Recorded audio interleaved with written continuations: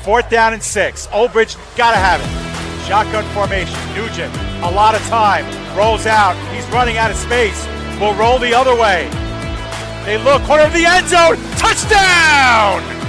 Rowan heading for the touchpad with the lead, and the Profs will take the men's 400-yard freestyle relay. Andrews will be in shotgun. He takes the snap, fakes the handoff. He'll throw it down the left sideline. He's got a wide open receiver. He's got the touchdown.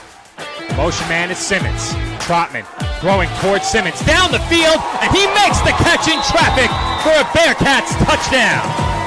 Back to pass, middle of the field. The catch is made by Britt. She's off to the races at the 40, the 30, the 20, the 10. Britt is in for the score. Back on in, here's Yoxon. Yoxon to the backhand, trying to go to the front, makes the move and shot, and he scores! And Gracie comes set and delivers. And that's it on the ground to second.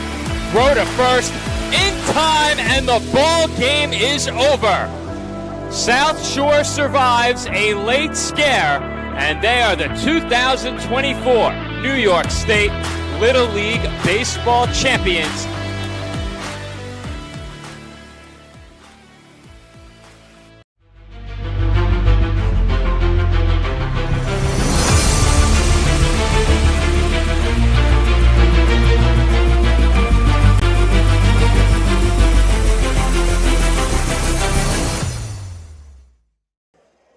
Live from the Joseph F. Facina Field in New Rochelle, New York, PDF Sports Network is proud to welcome you into coverage of the Elite Football Alliance. Tonight, a back half of the season matchup, and a big one, as the first place and undefeated New York Bandits play host to the second place and the 4-1 Empire State Demon Knights. Good evening, everyone. My name is David Pizzuto alongside Cameron Williams. And Cam, always great to see two teams that are at the top of the table in their respective league as we wind down the season and go to our final few weeks now. This is a huge game between two good teams. 100%, Dave. Dave, if we look at it here, the Empire State Demon Knights, they're 4-1. Dave, if I asked you this question, who's their only loss to? You'd be correct. The New York Bandits. They won that game. The New York Bandits won 6-0. That was a closer game than many of us thought it would be, but now they come back, and there is a rematch here at Facina Field. This, as you said, will be a huge game, especially winding down to the latter half of the season. Yeah, absolutely. And while we can, we'll take a look at our standings as we've referenced already. These two teams are at the top of the standings. It's a small league, Cameron. It's only featuring 5 teams this season. But the Bandits are the returning champs, and they're 5-0 this season. Like you mentioned, the Demon Knights, their only loss coming at the hands of the Bandits. They're 4-1. And then you got the Patterson Gravediggers, last year's runner-up and last year's championship team against the Bandits. They're 3-2. And then you have the Connecticut Tar Heels and Kingston Lions, still winless this season. But something that is unique with this league, Cam, and we're seeing it especially when the bottom teams are playing the top teams, every game predominantly pretty close. We're talking about 1-score games, 2-score games. We're very rarely seeing blowouts in this league, and that's a product of good football and good parity throughout the league. Yeah, 100%. There's a lot of good talent in this league. And as you mentioned, the two new teams this year are the teams that are struggling, the Connecticut Tar Heels and the Kingston Lions. So like you said, teams like the New York Bandits and the Demon Knights, they've been in this league since the beginning. And that obviously has been a true testament to why these teams are at the top of the chain right now. To base that off, these two teams playing with each other throughout these years, sticking around in the same region, has been a key as why the New York Bandits and the Demon Knights have been successful this year. The Connecticut Tar Heels are trying to band together a new team, kind of a new feel and a new league, and that always doesn't pan out well in the first season. Same with the Kingston Lions. Yeah, absolutely. And, there's a lot of familiarity with, players in semi-pro, sometimes changing teams. But these two programs are two programs that really feature a lot of the same talent year after year. They're less about teams, and they're more about organizations. So, Cam, with that in mind, let's talk about our returning champs and the undefeated New York Bandits. This is a pretty dynamic team. Last year, they did not go undefeated. They actually lost a regular season game, and it kind of did them well because they were able to come back and then have a strong playoff push. But they kind of picked up where they left off last season. They've been really good throughout. As you could see, a lot of close games on their schedule, top to bottom, including a thin win last week against the Gravediggers, 24-20. But you see it on your screen now, unblemished through 5 games, looking for a chance to finish the regular season undefeated and with that number 1 seed. They've been a force all year long. 100%. They really have been good and powerful in the run game, Dave. It has helped them greatly through the season to get them to 5-0. I'm going to just jog our memory back to August 16th when they last played Empire State. They won that game 6-0. Right. Many of us did not think that would happen. It was a very close game, and if you look at all the other scores, the Bandits have been in the 20-point to 25-point margin, low 20s to mid-20s. When they played Empire State, they scored just 6 points, Dave, and now playing here in their second time seeing each other, that might alter. Each team has now seen each other again this season. This will be the second time. But what they're going to have to do, the Bandits are going to have to get their defense is going to have to allow their offense to get back on the field quickly, because we know that Empire State, they like to run the clock. They're great at managing the clock. They're great at slowing the game down because it doesn't have to be sped up. That's how their offense is played. The Bandits have to get, their defense has to get their offense back out on the field.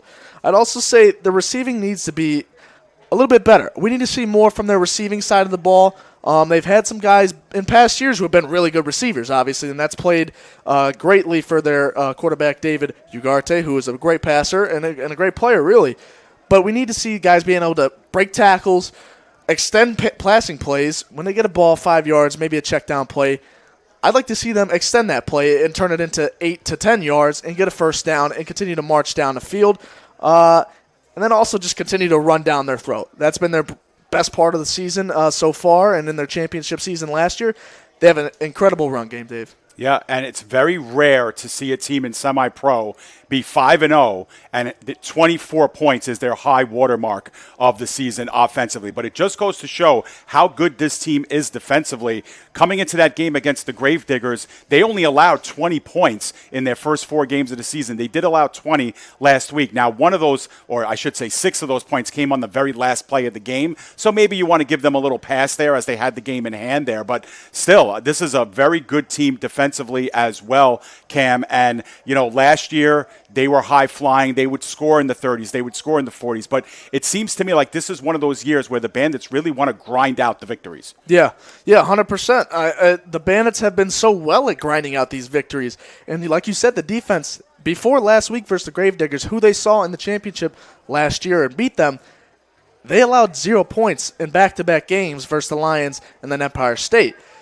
Last week was a little bit of a trouble, letting up 20 points. But then again, we also look at a solid Gravediggers team who has a powerful offense and who can really run it down your throat, especially wanting that rematch after losing in the championship. But their defense is a testament to how they play and how they run their offense. Their offense is very trustworthy in their defense to, 1, get them back on the field, 2, make big stops and allow less pressure on the quarterback and Ugarte to really score, having to score 30 points when the defense is getting them back on the field like that and allowing 0 points. It's not as much pressure filled for Ugarte and the offense to really have to score each drive every time they're out there. When the defense is able to really minimize how many points they give up, it makes it that much easier on the offense. Absolutely, and we expect to see a lot of that offense and that defense here tonight from our returning champs. Cam, let's turn the page a little bit here to the road dog. It's the Empire State Demon Knights. They're 4-1 this season. We've said it plenty already. Their one loss was that 6-0 defeat at the hands of the Bandits, but they have played really well this season, and we know that this is a team that likes to grind it out. They like to ground and pound. Tell us a little bit about how their season is going so far. Yeah, their season, like you said, they're 4-1 coming off their only loss versus the Bandits. The Bandits returning champs, obviously, but take a look at the score. They're also high scorers. They held a win. The last 2 games, they've scored 25 points or more while letting up under 10 in each game. This is a team who's very powerful and underrated, in my opinion, Dave. This team runs the ball very well. They manage the clock very well. And that taxes on another team who's trying to get back out on the field, but this pesky offense of running the ball slow, taking their time, analyzing the field to where they can make a play that's not only in a timely manner, but also they're marching down the field and scoring, Dave. they're a very solid team who slow plays out there. Honestly, they really do slow play, but their run game is that good to where they can do that, eat the clock, but then also get first down after first down after first down and find themselves into the end zone. Absolutely. And again, taking a look at the scores, and you mentioned it, again, very rare in semi-pro football, even the great teams, Cam, to be able to hold every one of your opponents under 10 points for an entire season is exceptional. And even in their loss, only giving up the 6 points in their one loss. But you look at it on your screen, a shutout win over the Gravediggers. That took a lot of people by surprise, only giving up 6 points to the Tar Heels and then 8 points to the Tar Heels a couple of weeks ago. And then, of course, the 6 points given up to both the Bandits and Lions as well. So they've played every single other team in the league, and no one has scored more than a touchdown against them. That's impressive. 100% it is. You don't see many teams doing this, especially at this level. There's a lot of good offenses, no matter what league you're in, especially this league here in the EFA. A lot of good offenses, like you said, Gravediggers. They were in the championship last year versus a very powerful New York Bandits team.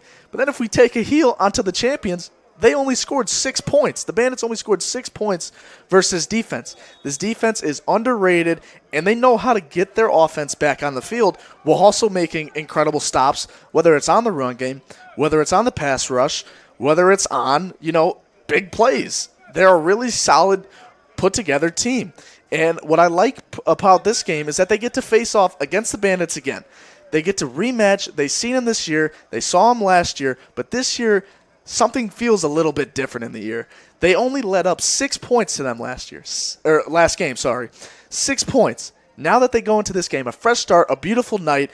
There's really no weather that's really going to affect them here. It's a beautiful night. And with that being said, seeing them play a couple weeks ago in August, I feel like personally, Empire State Demon Knights, they have a chance to take out this victory from the New York Bandits. So Cam and I have been speaking for a while, and that's because obviously we're still not underway. This game was supposed to start at 6 o'clock, but due to rentals that were taking place on the field that got backed up earlier this afternoon, the previous rental just left the field just a few minutes ago, so the teams are still going through their pregame setups. The Demon Knights have left the field for their sideline, but we see the officials collecting with representatives from the teams as well. So Cam, why don't we use this opportunity to step aside, take a break, catch our breath a little bit. When we come back, we'll go through your keys to the game, and we'll get kickoff started from right here at Facina Field in New Rochelle, home of the Bandits, I should say, where they have an opportunity here to continue their undefeated record in the EFA. It's Bandits and Demon Knights coming up next.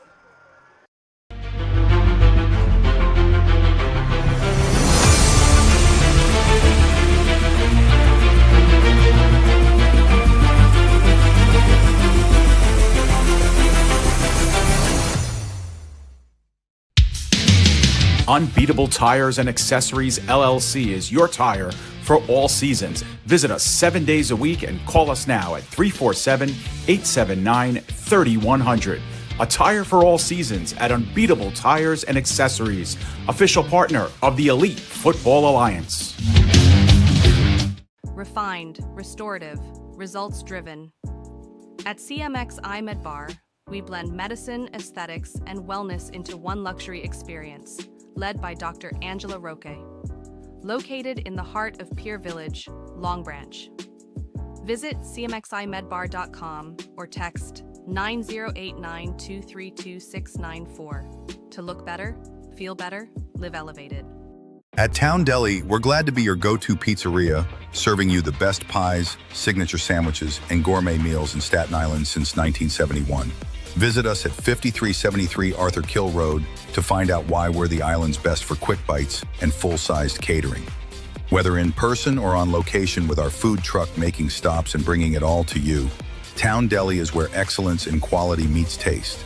Voted the island's best. Stop on in and let us serve you. The EFA is proud to be sponsored by KD's Black Magic Seal Coating. At KD's, we specialize in residential and commercial seal coating, crack filling, pothole repair, parking lot striping, and much more. Our licensed and insured team treats your project with great care and free estimates always. Contact Corey today at 631 562-8865 or email mrkd8985@gmail.com. No, I'm right. The podcast that uncovers the origin stories of some of the biggest names in sports, media, and entertainment. Nick Durst here along with Joe Calabrese. Here we are, 200 episodes later, about 150 episodes with guests, our friends, soon to be your friends. Well, it's pretty clear, Joe, that it's all about You Know I'm Right, the podcast. That's my You Know I'm Right moment. Wanted to do a podcast, and everyone was like, what are you, crazy? Who's going to listen? You're not going to get guests. Well, guess what? I'm the best when it comes to getting guests. You could vouch for that. I am so happy that you asked me to do this. I couldn't have been more thrilled. And follow us on socials. Check us out. I promise you, if you want to work in media, whether you work in media now, whether you want to quit your job and work in media, come to us, and I promise you, we will get you on the right foot. That's what it's all about, uncovering the origin stories of some of the biggest names in sports, media, and entertainment. Keep it locked on You Know I'm Right. At Northwell Staten Island University Hospital, we're more than a hospital. We're a part of your life. With advanced care in heart health, cancer treatment, women's services, and emergency medicine, we're here when it matters most. From first breaths to life-saving moments, we deliver expert care with compassion 24/7. Because your health is personal, and we're proud to care for the community we call home. Northwell Health, Staten Island University Hospital, raising health right here on Staten Island. You can't have football without barbecue, and there is no barbecue without the Rib Room's Black's Barbecue, official partner of the Elite Football Alliance, serving up rib plates, chicken plates, and combo plates now. To get your official Black's Barbecue order, call 347-837-5762 or Facebook direct message Sean Kelman. Attention local businesses and professionals. Isn't it time to elevate your game? Now you can advertise your business or product on PDF Sports Network. Your ad will appear on all of our broadcasts, including this one. Don't have a commercial? We'll make one for you, absolutely free. What better way to showcase your product and brand while supporting the best local sports, teams, and leagues? Call now at 732-723-8189 or visit us at pdfsportsnet.com.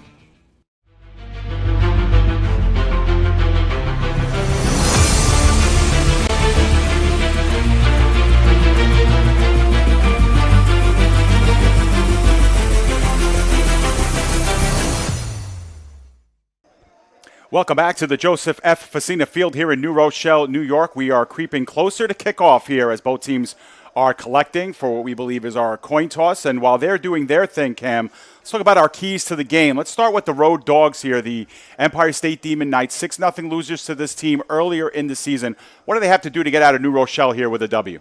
Yeah, in my opinion, I think they're going to, one, have to continue to play their style of defense, right? Still have yet to let a team score 10 points in a game.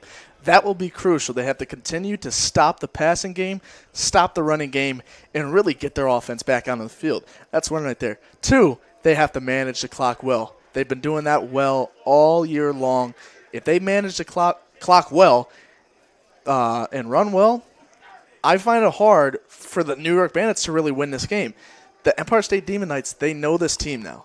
They are experienced against this team. They're excited to get back at them. One, they're the defending champs. They're playing the defending champs at that fact. They're ready to get out there and get after them. They manage the clock well. They run well and play their style of game, which is kind of slow playing the game, as I've said before, and kind of having the game in their hands. I think it will be hard for them to lose, Dave. All right, well, the Demon Knights are getting the ball first, so we'll get to see that offense first. Let's talk about the home team, undefeated, the defending champs, Cam, and they're at home this time. What do they have to do here to seal up this win and march toward a perfect season? Yeah, veteran quarterback David Ugarte. He's going to be my main player for today's game for the Bandits, who are champions. David Ugarte last year was on the championship team and was the quarterback. He needs to continue to throw well while also just, being well aware in the pocket today, because this Empire State, they will be good against him. their pass rush is very good. They know how to get in there and apply a lot of pressure to their opposing team so far. David Ugarte's got to realize that, and the offensive line for the New York Bandits have to really pressure and hold a lot of protection for David Ugarte because he will be the main player, in my opinion. But then again, the Bandits also run really well. So there it goes back to that offensive line of being able to get out and create holes for their running backs. That will be key for me in this game for the Bandits to take out this victory versus the Empire State Demon Knights. All right, we're just about ready to start here. Approximately 70 minutes past when our anticipated start time was, but we're grateful to have you join us here. David Pizzuto alongside Cameron Williams. And a big welcome to you, Cameron. I know you've done some sideline reporting for us, but this is your first time in the booth with us, so welcome aboard and got great semi-pro action to start, and happy to have you here on PDF. Yeah, great to be out here. Beautiful night in New Rochelle. I will say one thing, Dave, that I've been thinking about, including us here. These players on both sides of the ball, on both sides of the field, have been waiting in the parking lot and been waiting, waiting to play, taxing there, sitting there. And I know as a former player of sports, when you sit there waiting for a game, it's taxing on you. We're gonna have to see these players who are older college players, who are gonna have to now play through this, like you said, 70 minutes late. They've been sitting around, kind of taxing, waiting here, messing around.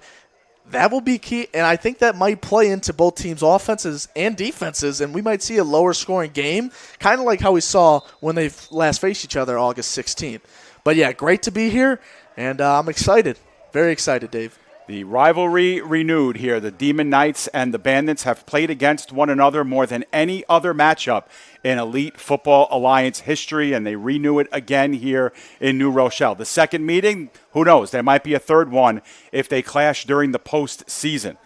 Looks like David Byrne will be our kicker of record, although number 49 has the ball in his hands. We do not have a 49 on our roster. I get the feeling we'll say that a few times here as the rosters continue to change, and we probably won't see final rosters on the website until playoffs come aboard, where everybody's got the right number and who's wearing the home jersey, road jerseys, and all that other good stuff. But the Bandits are in white with the blue trim. They're on your screen right now. And, of course, the Demon Knights are wearing their steel gray with black trim. So on camera, they might look a little bit alike, but we'll look to get the right names and numbers as we go as well. But the Demon Knights get the ball first. And one of the things that we like to talk about a lot, Cam, is the game before the game, the coin toss. And do you elect to get the ball first? Do you elect, to kick and defer? I'm not sure who won that toss, but the Demon Knights get the first opportunity to play offense and set the tone for the game. Yeah, 100%. There's always that batter. Do I want the ball in the second half, or do I want the ball now and score? Honestly, me personally, I always want the ball first. I want to get the ball running. I want to get to the ground, and I want to be the first guy to really hammer in that first punch. If you're not first, you're always last, Dave. That's how I look at it. All right, so Byrne about ready to get us started. Kevin Bragaglia and Tyshawn Lopez, and that is a onside kick, but whistles everywhere. I don't know if we got an official whistle to start the game yet. Yeah, a little bit premature. I don't know what happened there. It didn't seem like anyone on both sides of the ball really moved for that ball besides the kicker who kicked it. A lot of yelling from the Bandits' sideline. I think that was probably a drawn-up play, but seemingly after they kicked it, the officials blew it dead. Yeah. So I believe there was not an official start there, but now I believe we have it as the referee has blown the whistle, and we are ready to go, Dave. All right, so maybe now we'll get started. Demon Knights creep up a little bit to that line. They were not prepared. There is no running clock in the stadium, so we'll get you the best we can via word of mouth. And over at the 25, it's Lopez to take it. He's past the 35-yard line and gets spilled at about the 40-yard line, and that's where the Demon Knights will have it 1st and 10. Yeah, big play, big return there. Got about 15 yards on that from where it was kicked. That's a solid spot. They're nearly at the half, and it'll be interesting. Lopez will be a key player for them today. Absolutely. We expect him to have the ball in his hands a lot. He's in the backfield now, and very fast in the run game. Very fast, very effective, and very agile, really.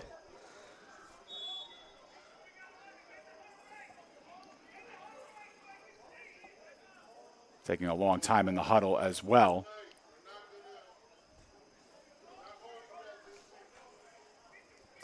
Yeah, we'll see if they can get together, band together, and really make some good plays out here tonight. All right, so here we go. We're officially set to go. Ricardo Caballero will be the quarterback here for the Demon Knights, wearing number 5. They'll go in the tight formation here, tight spread, with 4 wide receivers. Lopez the lone setback. 1st and 10. First offensive play, they crowd the box. Lopez with the spin at the line of scrimmage gets past one defender and manages to pile forward for a gain of about 2 yards, but that's all. Good job of pursuit and gang tackling. 100%. And this is what we talked about pregame. The Demon Knights, they like to run the ball. And like we see, this is now our second time seeing it, they take their time in between plays. They really let it marinate. They think about a good play call, and they take as much time as they possibly can out here to really try to manage that clock and make sure that they're holding on to the ball on offense more than their opposing team, which in this case is the defending champs, the New York Bandits. So officially a gain of 1 on the play, so we'll reset this to a 2nd and 9. Come out in the same formation here. You could see how many players the Bandits put in the boxes. Now they creep forward as well. At 1.8 in the box, they peel off a little bit, but it is going to be a pitch to Lopez. Lopez gains the right edge. Off tackle is close to a first down, and I think his second effort was able to get it, Cam. They'll move the sticks. Like we said, Lopez, Lopez, Lopez. We will not get enough of Lopez today. Ricardo with a great pitch to Lopez as he runs on the outside to the right, and I believe gets the first down there, Dave. Yeah, they are moving those sticks, and we're going to get another chance to see that replay in just a moment. But the good blocking that materializes is really the difference here. As having a little problem here getting our replay queued up, but we'll get that done for you. Yeah, and it looked like the New York Bandits were really going to try to set a blitz down in there. They had a lot of guys down on the line trying to maybe get through that because obviously I think the Bandits know, seeing them earlier in the year and last year as well, that this team likes to run the ball up the gut a lot and really try to pitch it. But there we go there from Ricardo. He actually pitched it out, and I don't think the New York Bandits defense was ready for that. Back to live action here. 1st down and 10. Same formation. I think Bragaglia joins Lopez in the backfield, and it will be given to the up back that time. Not quite sure who that was, if you caught the number there. Looked like number 4, but yeah, we do not have a number 4 on our roster, unfortunately. But they do pile ahead for a decent gain of 5 yards on 1st down. And, we mentioned this team and how much they like to run the football, Cam. And, this is a big part of their game, putting themselves up in 2nd and 3rd and manageable situations. 100%, and I think we're going to continue to see this. And in between, we're going to see a lot of this slow play from them, whether it's, running the ball and then going into taking their time in between each play, really think about it. And whoever number 4 is for the Demon Knights, they'll continue to utilize him as well as Tyshawn Lopez, the 2 backs in the backfield. Got Ricardo Caballero under center here as they get ready for 2nd down. Another pitch, and they go wide again. Lopez has the angle and the 1st down as he gets tripped up past the 40-yard line. Another great pitch from Caballero there, right to Lopez, and I think we're going to continue to see that throughout the game until the New York Bandits prove that they can stop it. For right now, we're going to continue to see the Demon Knights really slow play this, get 5 yards each play, and get their 1st down and march down to the end zone. Yeah, and it's very simple, really. It's just a pitch right, pitch left, but it's really dependent and contingent on the blocking downfield as well. And we're seeing the Demon Knights get a hat on a hat at the line of scrimmage and extending to get some of these blocks coming, to the periphery of the line right now, Cam, and that's been a big difference. Yeah, 100%. It's going to be a battle of the offense and defensive line for both teams today, as both teams are very well-running teams and offenses. All right, so they move the sticks again, and now the Demon Knights officially are driving. They're inside the 40-yard line of the Bandits. We'll call it the 37-yard line right now. Lopez is the lone running back in the backfield behind Caballero, and the fake is to him, and they're going to go to L.A. Richards around right side. Richards weaving in and out, and he is going to make a beeline for the end zone. He's just short. Wow. What a play. Little trickery there from the Demon Knights there as L.A. Richards gets the ball instead of Lopez. Little fake handoff to Lopez there from Caballero into the hands of L.A. Richards, who takes it down to about the 5 yard, I want to say, or are we not that close? I think we're there. I think we're definitely maybe a little bit outside the 10, so we'll see. It's actually going to be a first and goal. Yeah, so. Yeah, we're within the 10, and that was a phenomenal play call by the Empire State Demon Knights. Yeah, we'll tighten up our camera angle and go a little bit closer here to the action if we can, because this is the far side of the field where we don't have a really good view. And there we go. Good job, Alex, on camera tonight. Once again, they work tight. Ball's at the 3 yard line. Caballero, the bootleg, looking corner of the end zone. Did he come down with it? No, incomplete. That was the first passing attempt we've seen by Caballero as he spins out to his left after receiving a snap, looking for a receiver down in the end zone. I cannot see who it is right now, but still, it's not a bad play call right there. The first pass that we've seen, we thought probably they wouldn't change up from the run game as it's been so dominant so far. First down after first down after first down with a little trick play for L.A. Richards, but they vote to go for the passing play there for the end zone. Almost worked out just out of the hands of the receiver. Yeah, receiver was just a little bit off balance trying to make that grab, but wasn't really a bad throw by Caballero. You could see all the action going to the right. Not the perfect spiral that he wanted, but it was close. Second down and goal for the Demon Knights.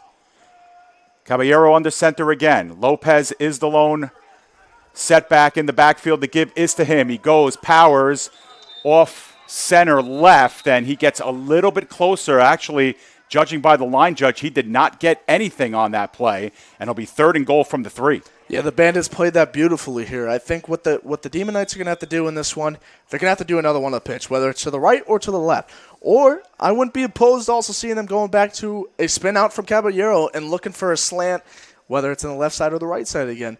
I don't think they're going to get too much with this, the way the defensive line is for the Bandits to really try to run it up the gut. Last time we saw Lopez try to do that, he hit a spin move, but he really got stopped after about 2 yards. I think we're going to see a pitch here on this one. Yeah, the rollout and the would-be pass, I think, took a lot of people by surprise.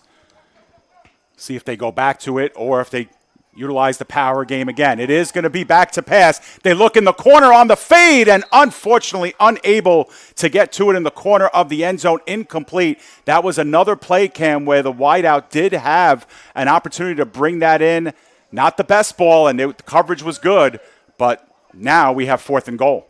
Yeah, they were man-to-man there, but it looked like the receiver almost did if he did not have the ball in his hands, and it just popped right out, like you said. Could have been a better placed ball for sure, leading him a little more instead of having to jump and turn around. But still not a terrible ball from Caballero as we see him roll out to the right and just try to throw it on the receiver's head. Not terrible at all. Looks like the receiver was Walter Stevens, who will be obviously a target this game if he's getting the rock in the end zone. Yeah, and I agree with you, Cam. I think that's a really good throw by Caballero. It's really the only place he can put it to give his receiver a chance. It's a tough catch to make, but I'm sure going back to the sideline, that's one that they're going to want to have back. Fourth and goal. How about this for a huge play? Caballero under center. There was a little bit of movement up front, and I think they got the Demon Knights moving early. And indeed, I think it was Hakeem Whiting on the left side of that offensive line that moved number 52. And this is big, Cam, because now it's fourth and goal from the 8 rather than the 3. So changes things up a lot. Yeah, Caballero looking to the sideline to see if they maybe try to bring in a kicker, but it looks like Caballero is going to stay out there to make it fourth and goal, which is a very long fourth and goal, Dave. We'll see how this pans out. But I've seen both lines throughout the game so far early in the game have been a little jumpy, and it could have been a couple flags called earlier. I think really the second play we saw the New York Bandits kind of jump off, but there wasn't a flag called. But this one, it was pretty blatant, so the referees called it. It's going to be a fourth and long here. Caballero under center. That play was big. This one even bigger. Fourth and goal from the 8. Out of the pistol this time. Caballero is looking left all the way. Now tucks it down, is going to get sacked. No play to make, and the Bandits hold on a first and goal situation from the 3. The Bandits defense walks off the field having not surrendered points, and it's 0-0. First down the other way. Huge sack by Daniel Guest there. Huge sack on 4th and goal. What a start for this New York Bandits defense.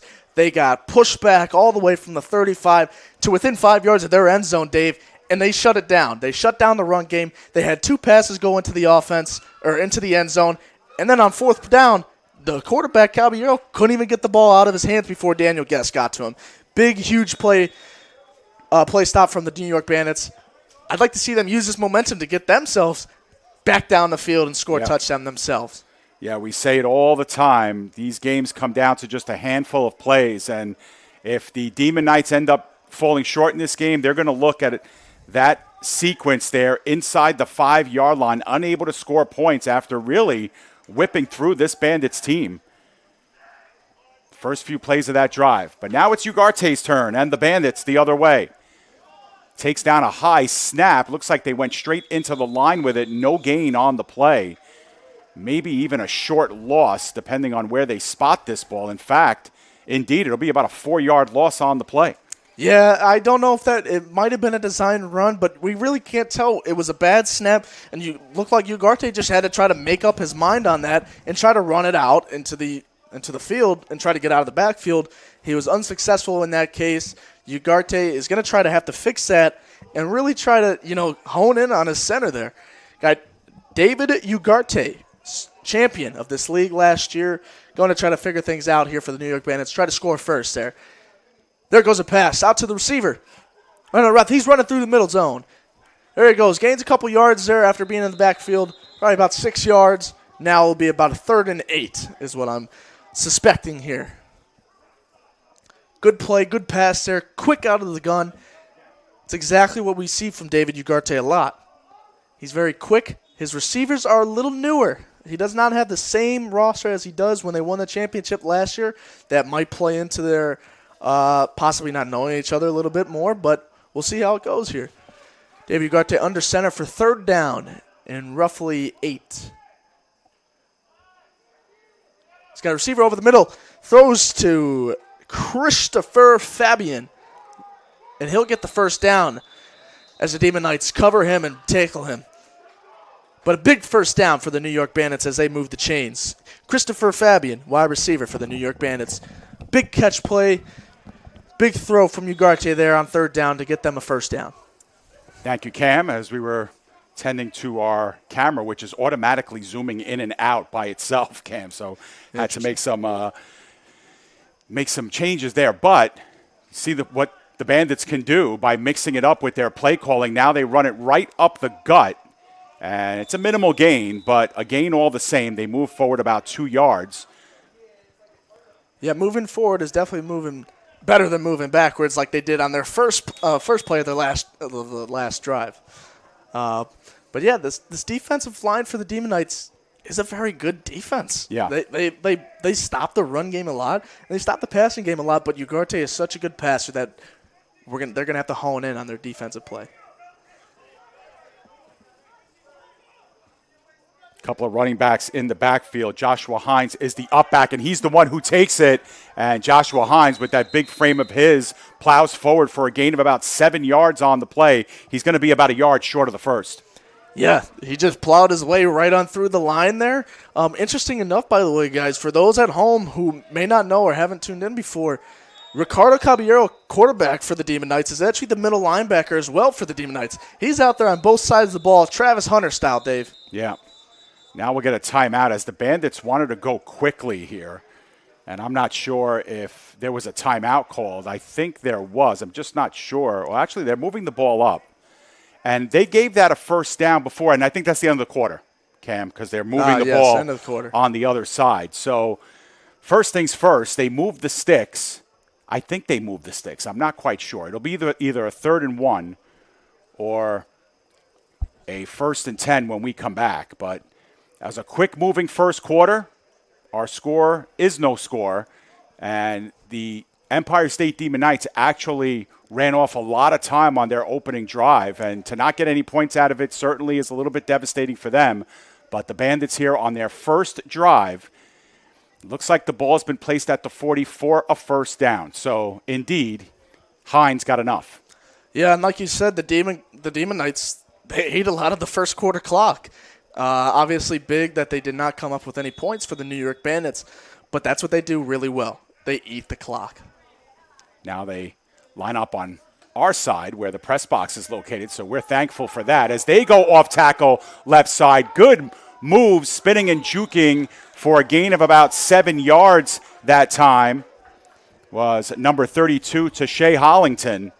So a nice gain on first down. Yeah, very nice gain to start the second quarter for the New York Bandits. That's what we like to see. Making plays, spinning out rather than going straight up the gut, and kind of maybe looking to your left to see if there's a hole from the offensive line on the left. Plus, I like to see our receivers leading out in front of the running backs to really put out a couple more blocks to get that extra 2 or 3 yards, which will be so critical in this low-scoring game, which I believe it will be. We got a flag on a play here. Yeah, looks like they went early. This could be a free play. Ugarte knows it, wants to go for the home run, and in stride the catch is made inside the red zone.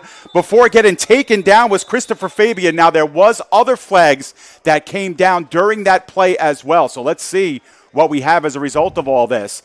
There's definitely one against the Bandits, and that's the only one that's been called. So this play's coming back. Yeah, play will definitely be coming back, but I mean, regardless, we still see that Ugarte tried to make up for that and show off his sling there. Fabian, another great catch for them, but it will be coming back. It will, and you get a good look at Ugarte's pass down the field and the catch being made by Fabian, and a good tackle there to get him down, but it was all for naught anyway, as they'll redo it, and it will be a 2nd down and 3, so it's still at the original spot. So kind of wondering here if they've yet to mark off the yardage. And I think it was offsetting fouls. That's what it was. So they're going to redo the down, Cam. There was fouls on both sides. The give is underneath, and plowing ahead and getting to the second level. Good enough for the first down. That's Hines again. Got the first down and more and is on the Demon Knights side of the football field. The big fella from the Bandits running up the gut his second time, enough for the second down. For his second first down.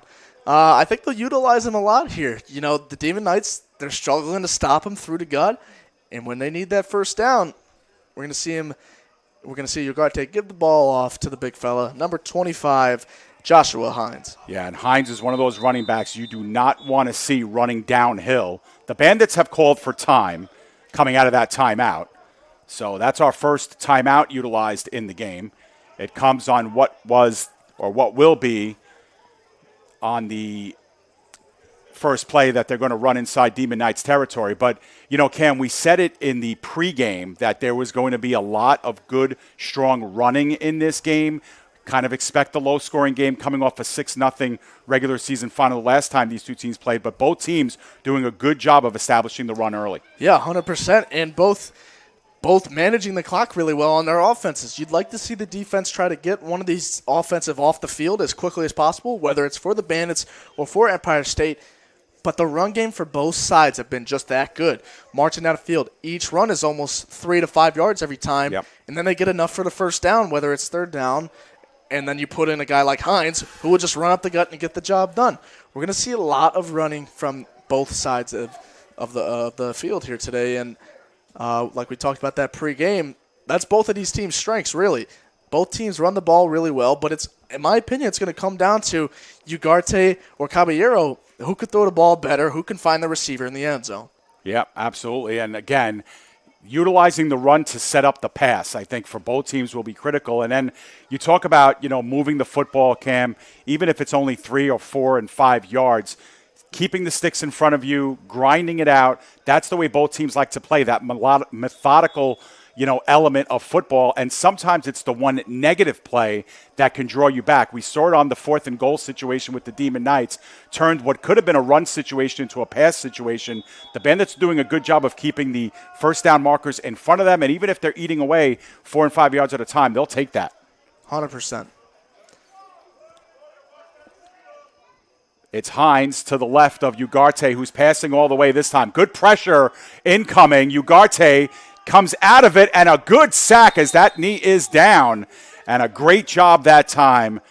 Could have been Robinson. Actually, that's number 68, who we do not have on our roster. Could have been Quan Weish or Ian Boyer, but either way, it was, I think, a loss of maybe 1 or 2. Yeah, it looks like it's actually 3-yard loss.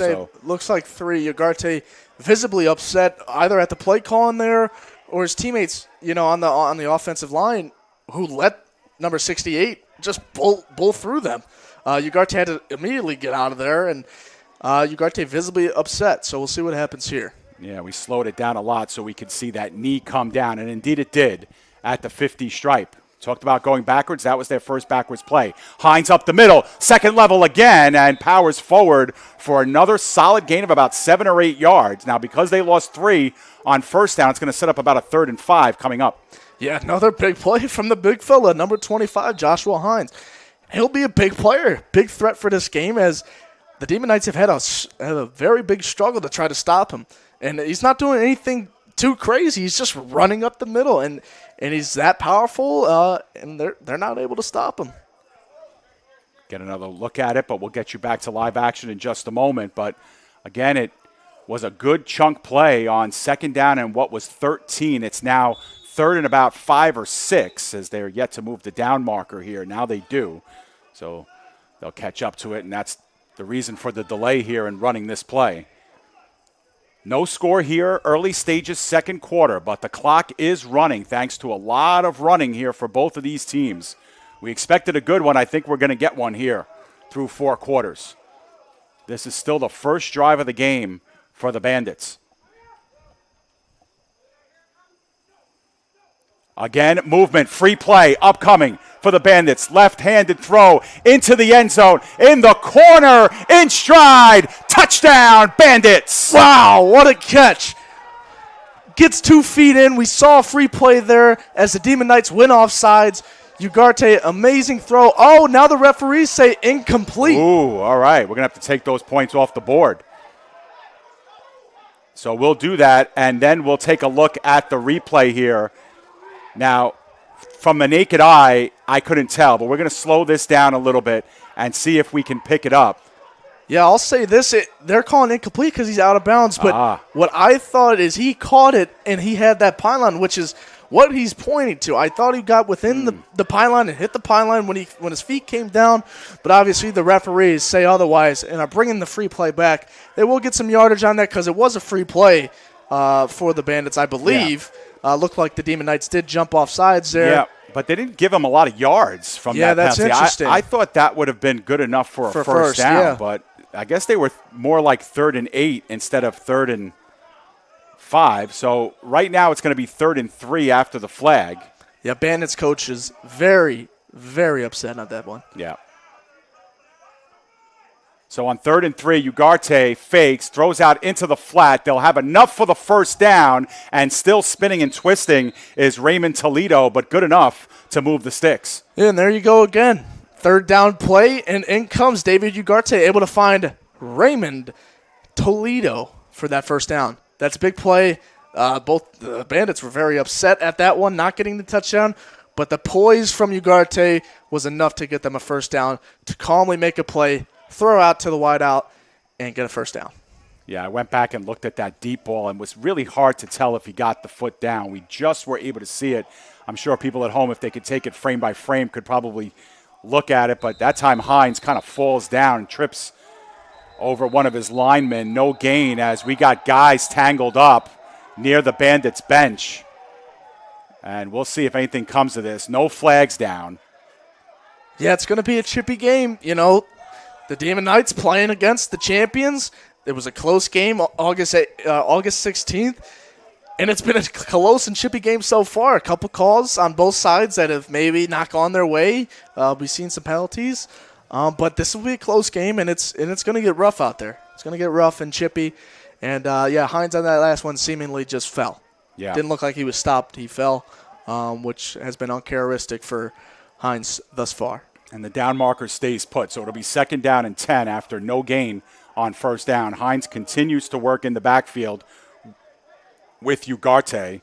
Now coming in motion is Fabian. Fabian lines up outside the tight end. Ugarte wants to run all the way. He's going to get chased from behind and stood up at the 30-yard line.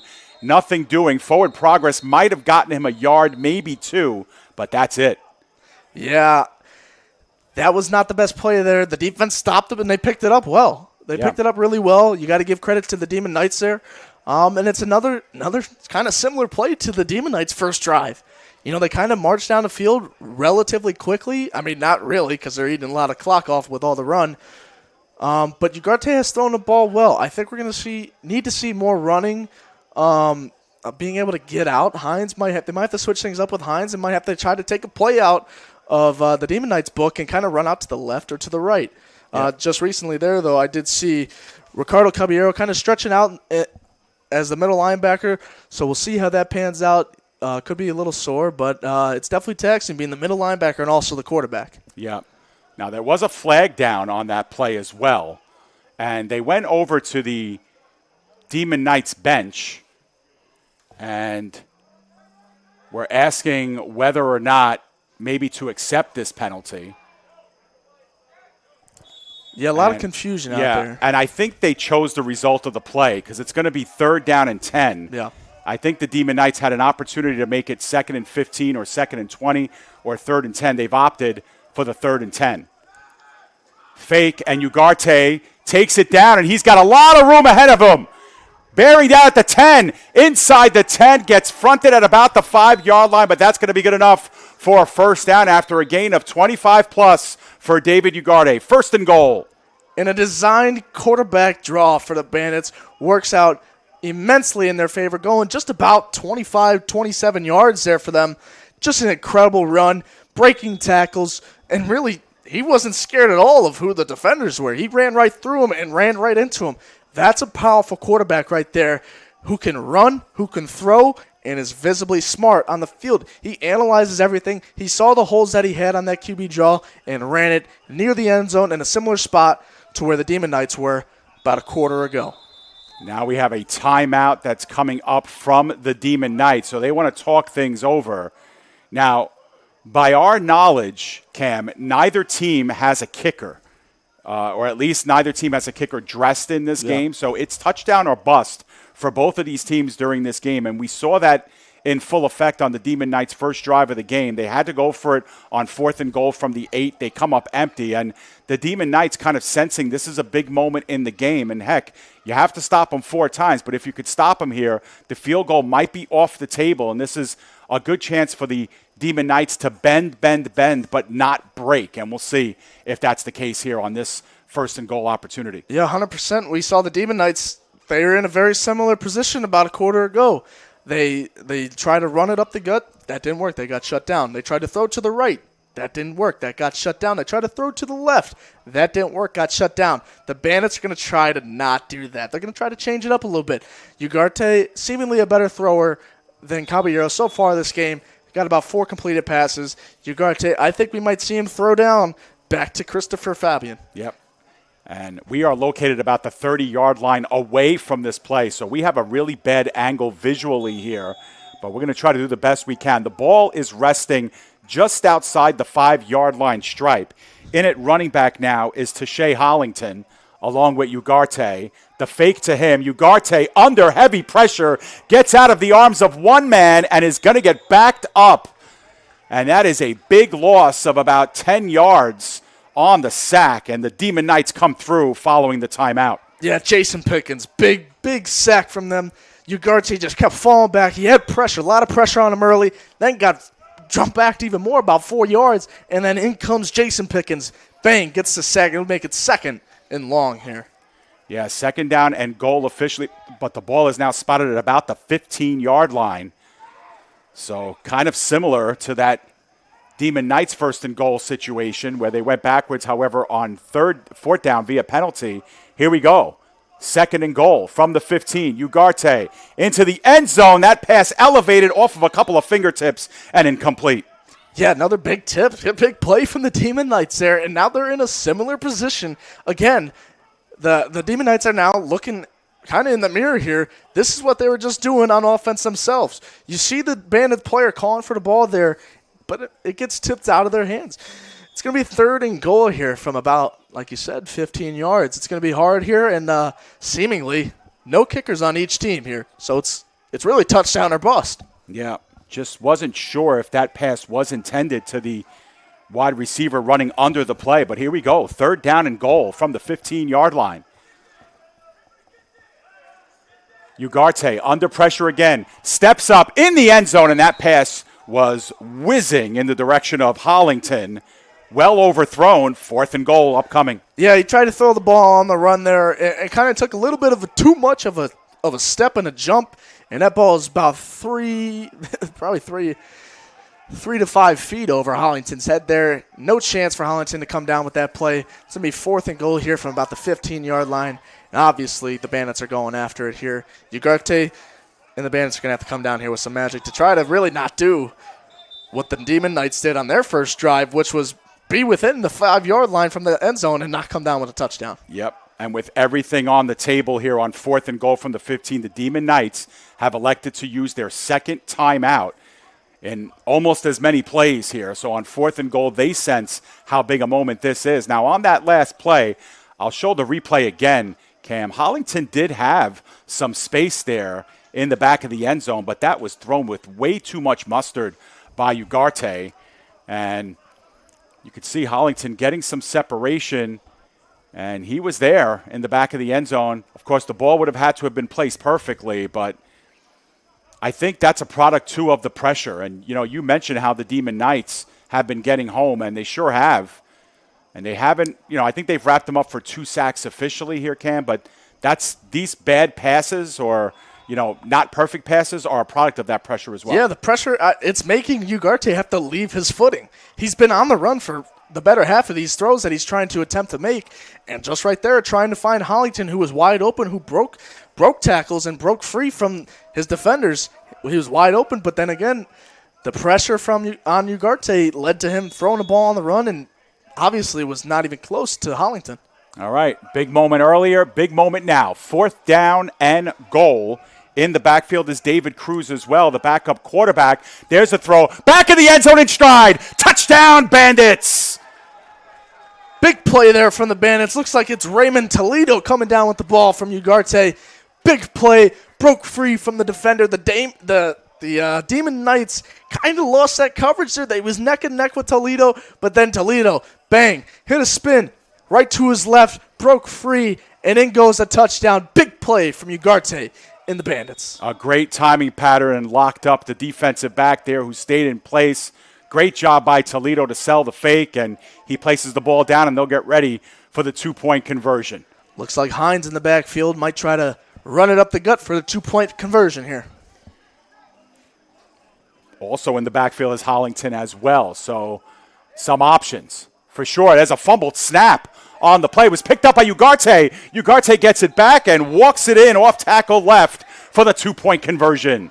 Wow, almost seems like a designed play, but it wasn't because it was a fumble. But Ugarte scooped the ball up right away, spun out, went to his right, eventually into his left, straight into the end zone for a 2-point conversion. That'll put the Bandits up 8-0 here. Big score from them. They capitalize on being right up on some penalties, right into the end zone, unlike the Demon Knights. And the Demon Knights, if they're going to want to keep up with this game, they're going to have to capitalize on the plays that they get and the opportunities that they can try to make here versus strong championship defending New York Bandits. Yeah, we go back to that 4th and goal situation for the Demon Knights. They talked it over. They couldn't get it done on 4th and 8, and the Bandits do, and that's the difference in this one. The Demon Knights do a great job on 1st and goal, 2nd and goal, 3rd and goal. They call a timeout on 4th and goal from the 15 and just were unable to make the play. And that's why we say these games come down to just a handful of plays in both directions. And the Bandits have made the one more play than the Demon Knights did on their opening drive of the game, and that's the reason why we have an 8-0 score on our hands. Yeah, 100%. And mind you, that last touchdown was on a 4th and about 15. Right. They had to get it down, and that might be the difference maker separating these two teams is Ricardo Caballero, who tends to not really play that well under pressure when he's getting a lot of pressure from the defensive side coming onto him. Ugarte, we've seen his struggles trying to throw on the run after getting pressure on him, but in the end, his offensive line held him and gave him enough time to really throw the ball into there to Raymond Toledo and score the touchdown and then pick up the 2-point conversion. Yeah, both teams doing a great job of setting up the pass with a strong running game on that drive, both overcoming a couple of penalties, but the Bandits just make the one extra play, 4th and goal from the 15, and the 15-yard touchdown pass to Toledo. That's the difference, of course, the 2-point conversion. And here we go. It's 8-0 in favor of the champs. Midway through the second quarter at least, that one goes out of bounds, so the procedural flags will come out, and the Demon Knights will have good starting field position here at their own 40.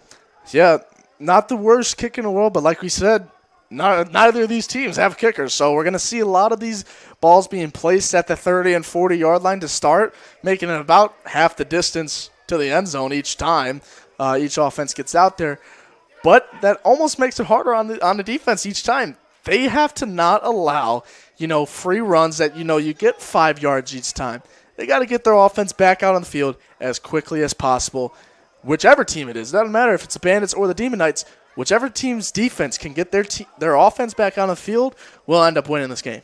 Absolutely. Here we are in the second quarter between the Empire State Demon Knights and the New York Bears. Hard to believe, but this is only the third total drive of the game that we're about to see on offense. The Demon Knights had the ball first. They went down about 60 yards, almost 70 yards of real estate, but came up short inside the Bandits' 10-yard line on a 4th and goal from the 8. The Bandits return the favor and go 65 yards for their touchdown score on what was a 4th and goal from the 15. But that brings us to this point. Demon Knights on their second offensive drive here, and you got to think the clock winding down too in this second quarter because got off to a late start, and both teams have been running the football religiously here in this one. Yeah, and I think the key to this drive right here, Ricardo Caballero is going to have to find the ball into his receiver's hands a lot more. He's going to have to throw the ball instead of running. The running game has worked for them, but I think with time winding down in this half, he's going to have to try to find the ball 10-plus yards out. Taz Smith is now in at running back for the Demon Knights. He's going to get it, and he's going to lateral it back to Caballero. Caballero puts his head down, moves forward, and gets about 6 yards on the play. Wow, it makes a play from absolutely nothing. Got shut down right away and almost caught Caballero from surprise. The ball ended up back in his hands, and Caballero took off for about 4 to 5 yards there, which turned possibly a loss of a down or a yard or two into +5. Yeah, and that was exactly unexpected. Just like you said, Caballero was not expecting to get that ball pitched back to him. But there it is, and he manages to get 5 yards out of it and make it a 2nd and 5 on what was otherwise a play that was blown up in the backfield. Instantly. Right. Instantly. The ball was handed off, and he got plowed, and sure enough, he turned it around into Caballero's hand, and Caballero took full advantage of that. Lopez goes back into the backfield. As once again they go in the bunch set. 1, 2, 3, 4, 5, 6, 7, 8 players in the box for the Bandits. Now they back off just a tad, but they are coming probably with the run blitz, and they do. Lopez finds a hole. It closes pretty quickly, and there to finish him off on the tackle was DeJuan Skinner. Very minimal gain on the play if there was. Yeah, they did give him 2 yards on the play, so it'll be 3rd and 3 coming up. Yeah, what we're seeing so far is the Bandits, Caballero hasn't wanted to throw so much this game yet. And they're packing up the box. Like you said, there's 8 guys there. One drop back, number 27, which is Andre Matthews Jr. He ended up dropping back just in case, a wide receiver pulls out and tries to pull a fast one on him. But the Bandits are recognizing and picking up that the Demon Knights are not throwing the ball so far in this game. And I think the Demon Knights, they're going to have to start throwing the ball eventually.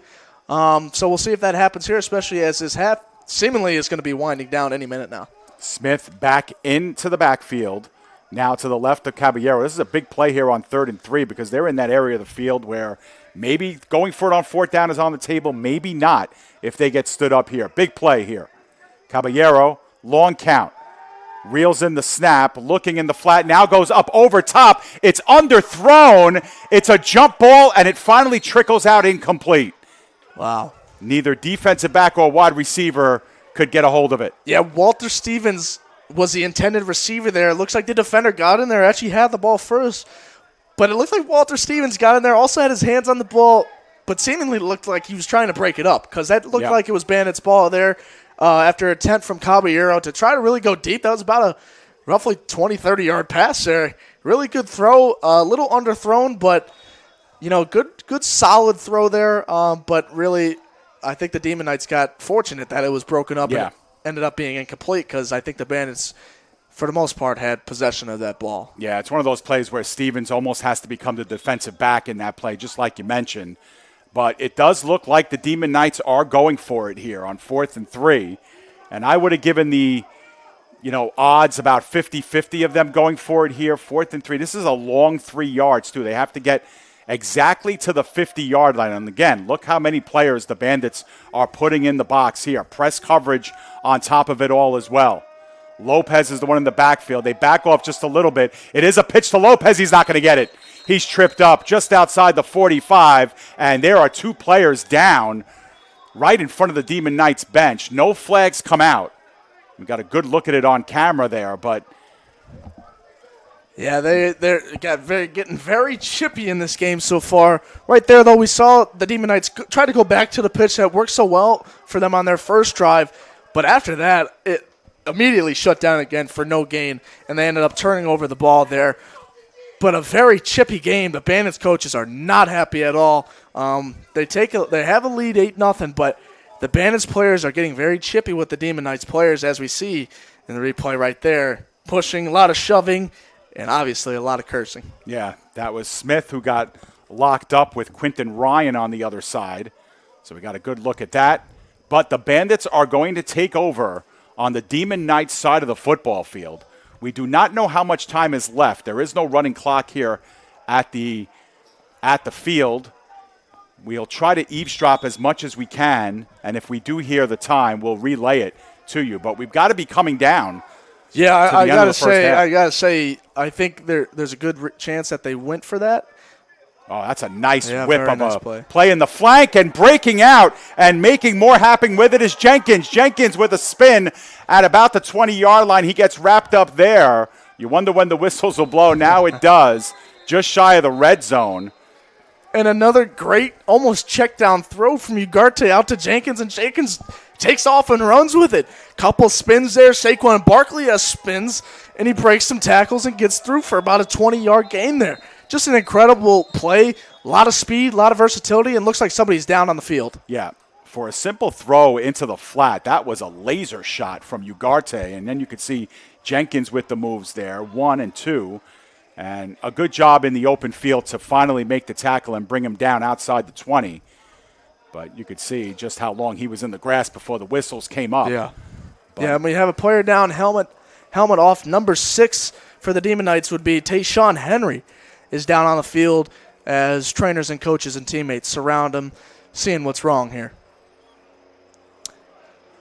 Well, again, Ugarte has found a little bit of a rhythm too, and I think it's, again, set up by the good running game that they've had so far, Cam, and that's been a big product. When you're going backwards on runs, it's hard to then use play action because you're not being respected with your run game, but because they're able to get forward for 4 and 5 yards, sets up a play like that, and then the throw in the flat, which normally goes for just a couple of yards, turns into about a 20-yard gain. Yeah, and 100%, like you said, the Demon Knights have to respect both their passing game and rushing game.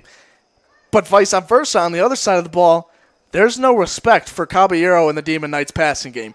We've seen how they are doing it. They're filling up the box because they know it's a run, and if it's a pass, there's a good chance that it's either underthrown, overthrown, or there's the receiver will drop it. As we saw in their first drive, they went for the end zone on both the right and left side, and both receivers didn't come down with it. And then we saw Caballero try to go for a 20-yard. He even essentially almost threw an interception until it was broken up here. But they're not. The Demon Knights are not getting respected whatsoever on their passing game, unlike the Bandits. The Bandits and Ugarte have established both the running game and the passing game.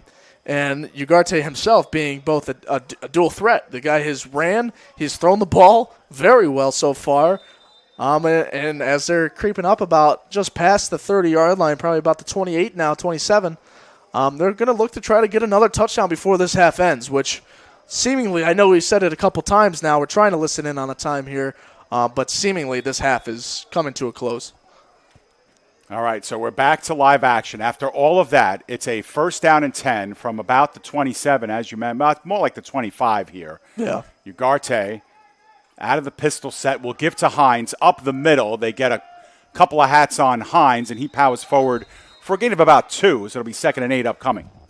Yeah, we'll continue to see Hines throughout this game. He took a little bit of a delay there, or not a delay, but he took off a couple plays there as we saw Ugarte throwing the ball a lot.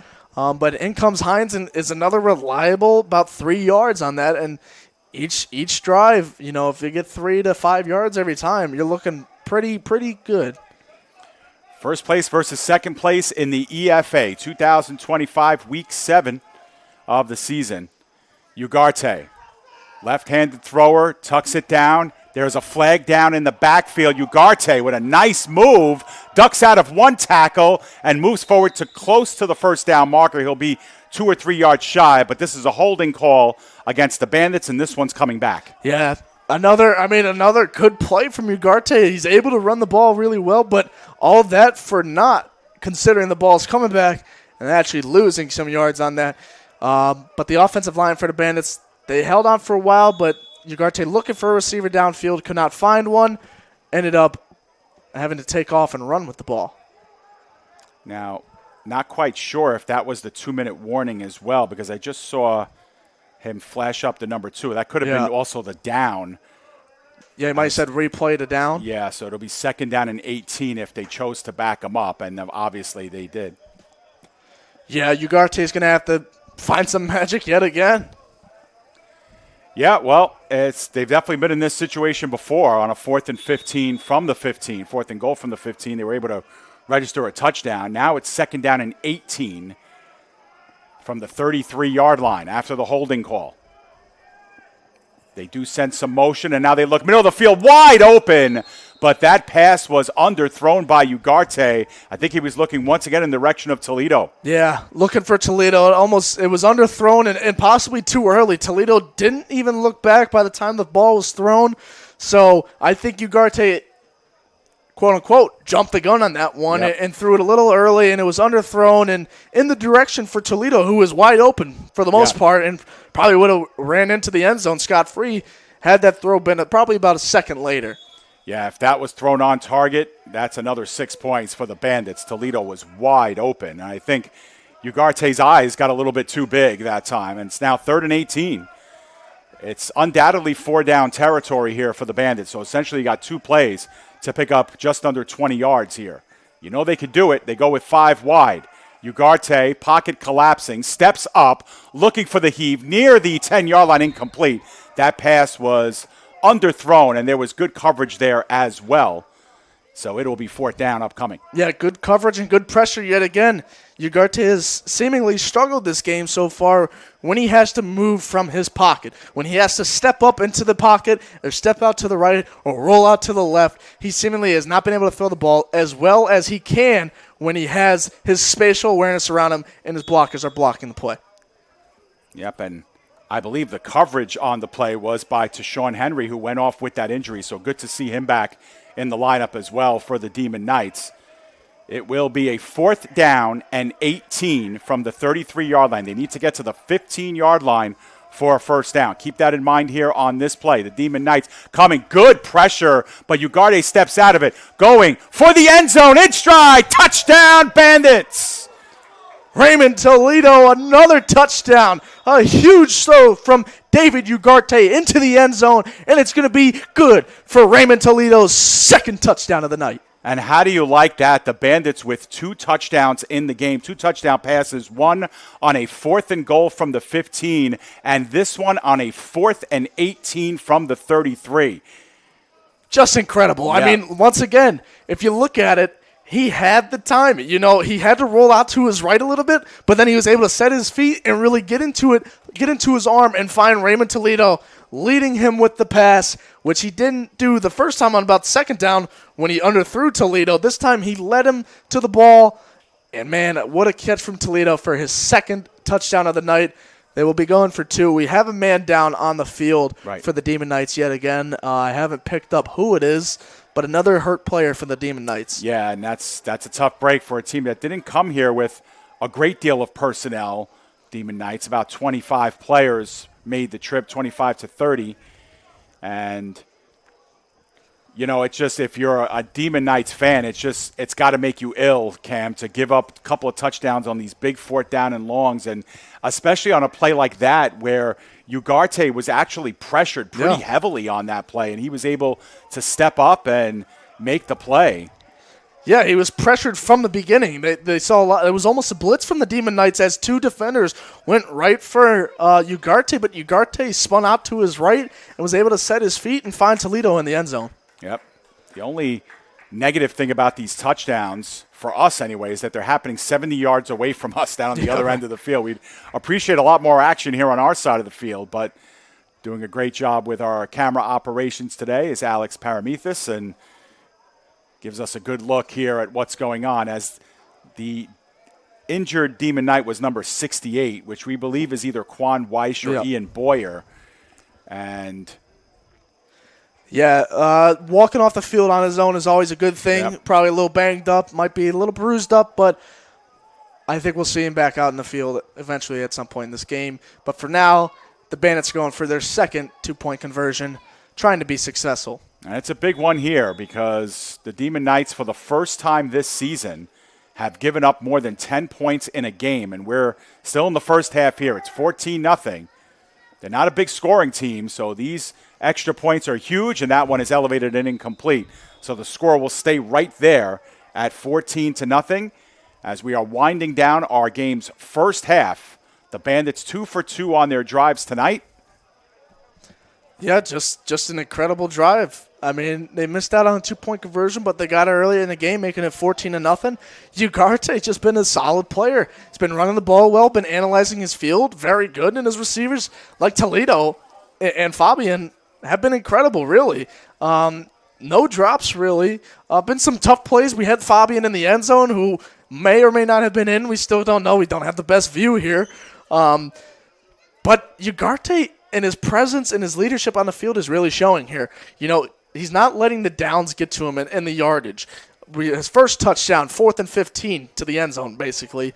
4th and goal, but from out from 15 yards. And the second one was 4th and 18 out from 33 yards. And he just finds Toledo in the end zone for 2 touchdowns in the first half. And like you mentioned, this is the first time this season that the Demon Knights have given up more than 10 points.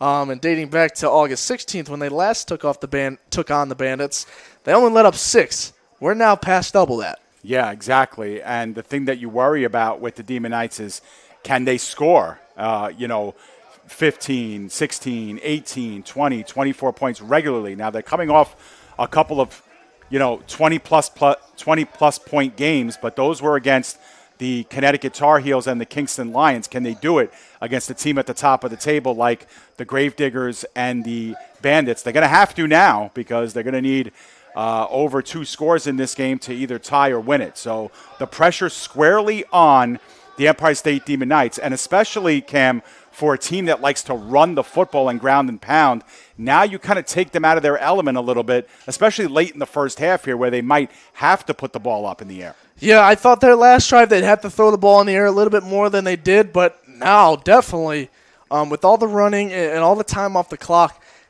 it's going to have to be a throwing drive here for Caballero and the Demon Knights. And mind you, the Demon Knights got to try to do something here and try to put points on the board because the Bandits get the ball for the beginning of the second half here.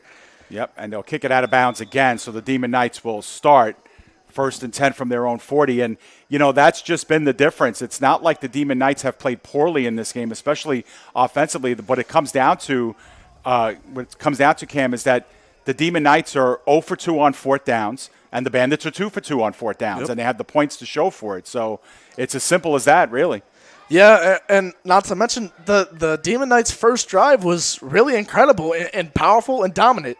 But they got up within the 5 yards of the end zone, and they couldn't get it done, and that might end up killing them and hurting them in the end.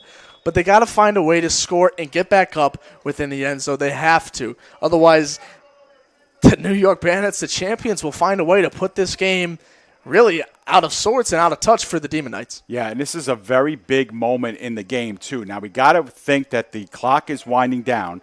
By our count, the Demon Knights only have one timeout remaining, so they can only stop the clock once. And if you try and go too fast, or if you're a little bit too aggressive and risk turning the ball over to Cam, the Bandits, if they get the ball back, or if they're able to turn an interception the other way and score points on defense, it's a good chance to insert a dagger here in the first half.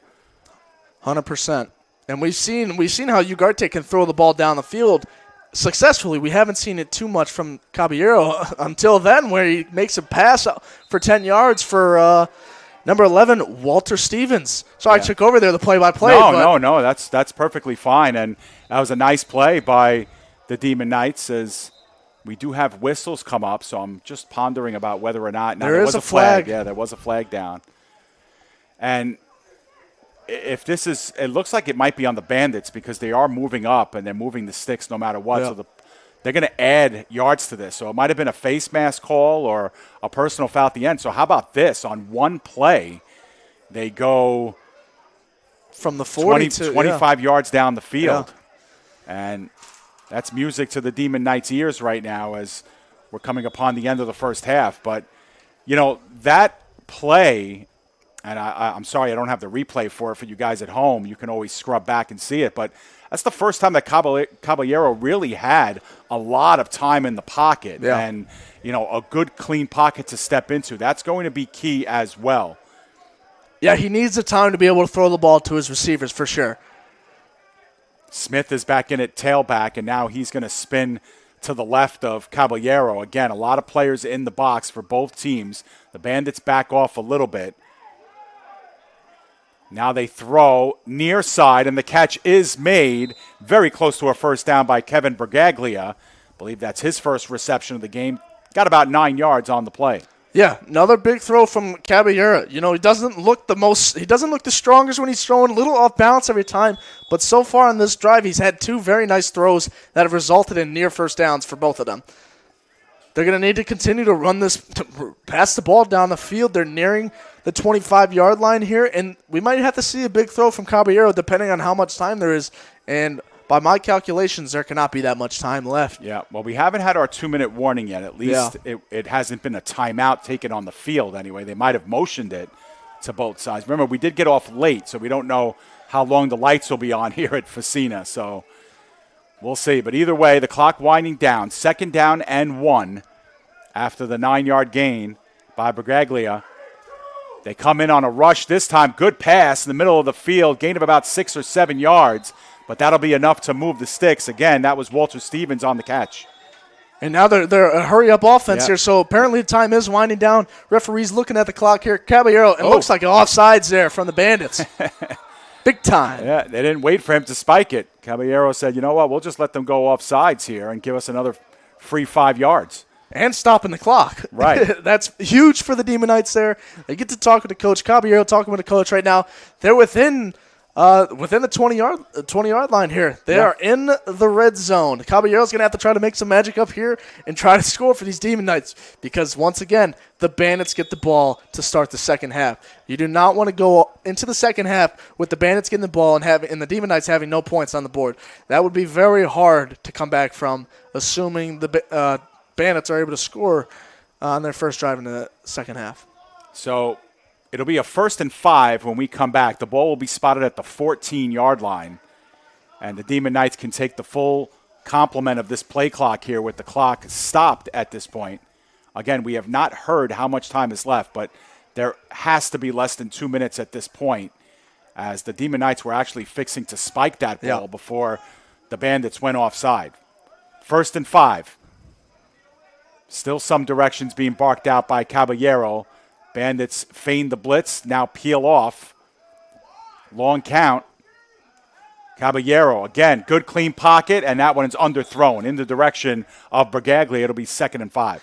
Yeah, that's the first throw of this drive that has not looked that good. Still that shaky kind of presence, kind of off-balance throw, little flip of the wrist, but it did not work out there for Bragaglia. Caballero's going to have to try to find a receiver down in the end zone here. We are running out of time. A little confusion on the field from the coaches and the referees, seemingly arguing something there. I don't know if they're talking about a play or time, but they're going to have to try to figure out something here. Obviously, time running down. We've seen the hurry-up offense as the play is stopped here, but we will see what happens here as Caballero goes under center here. With time running out, it is 2nd down and about 5.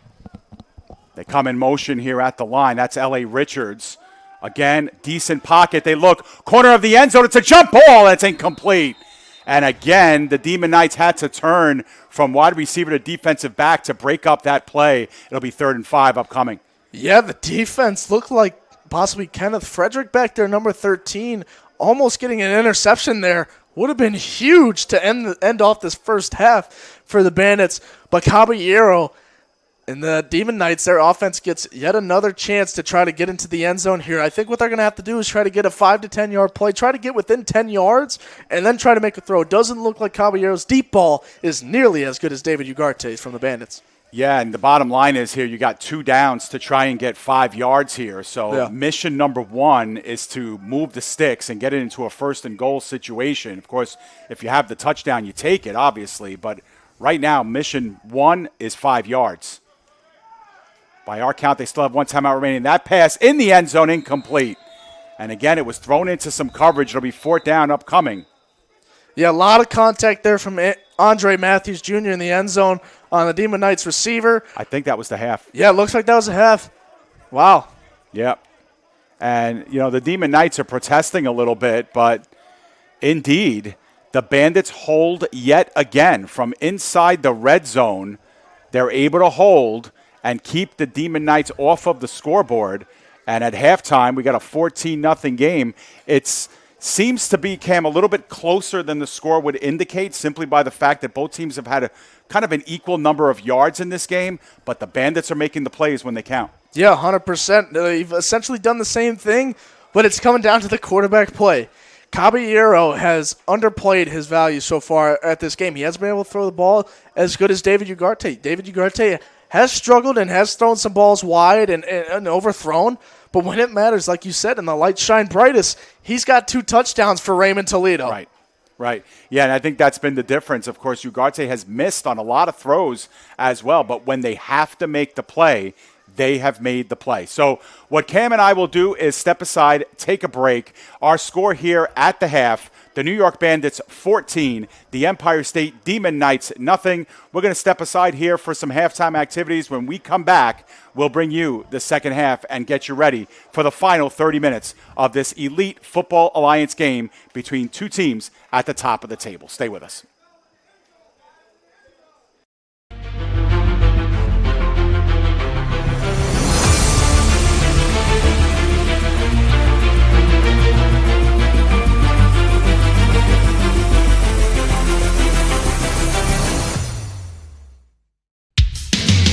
Unbeatable Tires and Accessories LLC is your tire for all seasons. Visit us 7 days a week and call us now at 347-879-3100. A tire for all seasons at Unbeatable Tires and Accessories, official partner of the Elite Football Alliance. Refined, restorative, results-driven. At CMX iMed Bar, we blend medicine, aesthetics, and wellness into one luxury experience. Led by Dr. Angela Roque. Located in the heart of Pier Village, Long Branch. Visit cmximedbar.com or text 9089-232-694 to look better, feel better, live elevated. At Town Deli, we're glad to be your go-to pizzeria, serving you the best pies, signature sandwiches, and gourmet meals in Staten Island since 1971. Visit us at 5373 Arthur Kill Road to find out why we're the island's best for quick bites and full-sized catering. Whether in person or on location with our food truck making stops and bringing it all to you, Town Deli is where excellence in quality meets taste. Voted the island's best. Stop on in and let us serve you. The EFA is proud to be sponsored by KD's Black Magic Seal Coating. At KD's, we specialize in residential and commercial seal coating, crack filling, pothole repair, parking lot striping, and much more. Our licensed and insured team treats your project with great care and free estimates always. Contact Corey today at 631-562-8865 or email mrkd8985@gmail.com. No, I'm right. The podcast that uncovers the origin stories of some of the biggest names in sports, media, and entertainment. Nick Dirks here along with Joe Calabrese. Here we are, 200 episodes later, about 150 episodes with guests, our friends, soon to be your friends. Well, it's pretty clear, Joe, that it's all about You Know I'm Right, the podcast. That's my You Know I'm Right moment. Wanted to do a podcast, and everyone was like, what are you, crazy? Who's going to listen? You're not going to get guests. Well, guess what? I'm the best when it comes to getting guests. You could vouch for that. I am so happy that you asked me to do this. I couldn't have been more thrilled. And follow us on socials. Check us out. I promise you, if you want to work in media, whether you work in media now, whether you want to quit your job and work in media, come to us, and I promise you, we will get you on the right foot. That's what it's all about, uncovering the origin stories of some of the biggest names in sports, media, and entertainment. Keep it locked on You Know I'm Right. At Northwell Staten Island University Hospital, we're more than a hospital. We're a part of your life.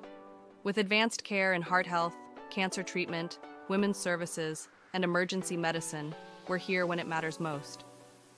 From first breaths to life-saving moments, we deliver expert care with compassion 24/7. Because your health is personal, and we're proud to care for the community we call home.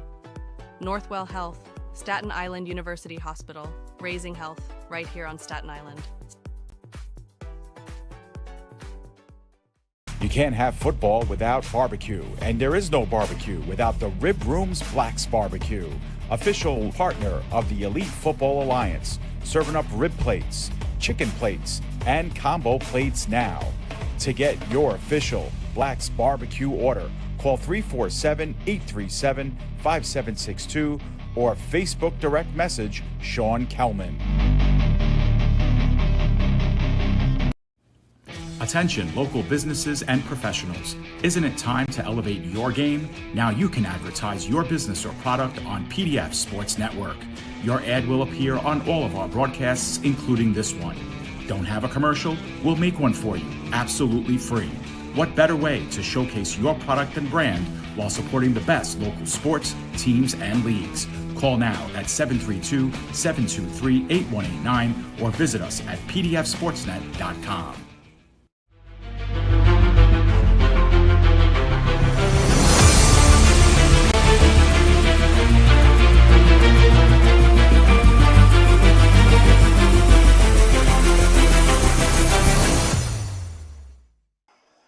We are back here live from the Joseph F. Facina Field in New Rochelle, New York, home field of the New York Bandits, where right now the undefeated and defending champion Bandits have themselves a 14-0 lead. And, you know, Cam, we mentioned it a bunch of times in the first half. This first half has really been about just a small handful of plays that the Bandits have made and the Demon Knights have not. Yeah, it's going to come down, and it has come down to the quarterback play. I think David Ugarte has shined brightest under the lights, really, you know, in his most pressure-filled plays and moments. 2 touchdowns have come from well without the red zone, really. Besides the first one was 4th and 15, about 15 yards to the end zone. He found Toledo in the end zone. Then the second one, he was about 33 yards out on a 4th down play, and he made it happen again to Toledo. On the other hand, we've seen Caballero. He got his team there on their first drive in the first quarter within the 5-yard line, but they were yet to figure it out. They got shut down on the run. They got shut down on 2 passing plays on the left and right side of the end zone. They were not able to make it happen there, unlike the Bandits, who made it happen twice on 4th down and have connected on those 4th down plays, unlike the Demon Knights. Something interesting here, though, Dave, that I want to bring up is the Demon Knights have a kicker out on the field right now who's been practicing this whole halftime. Yeah, absolutely. And we understand it will be an abridged halftime because we got off late as well. So we're just waiting for our players to get back onto the field and get this second half started. But, Cam, we're going to step aside again, go through our commercial break rotation again, and when we come back, we'll have our second half for you right here on the PDF Sports Network.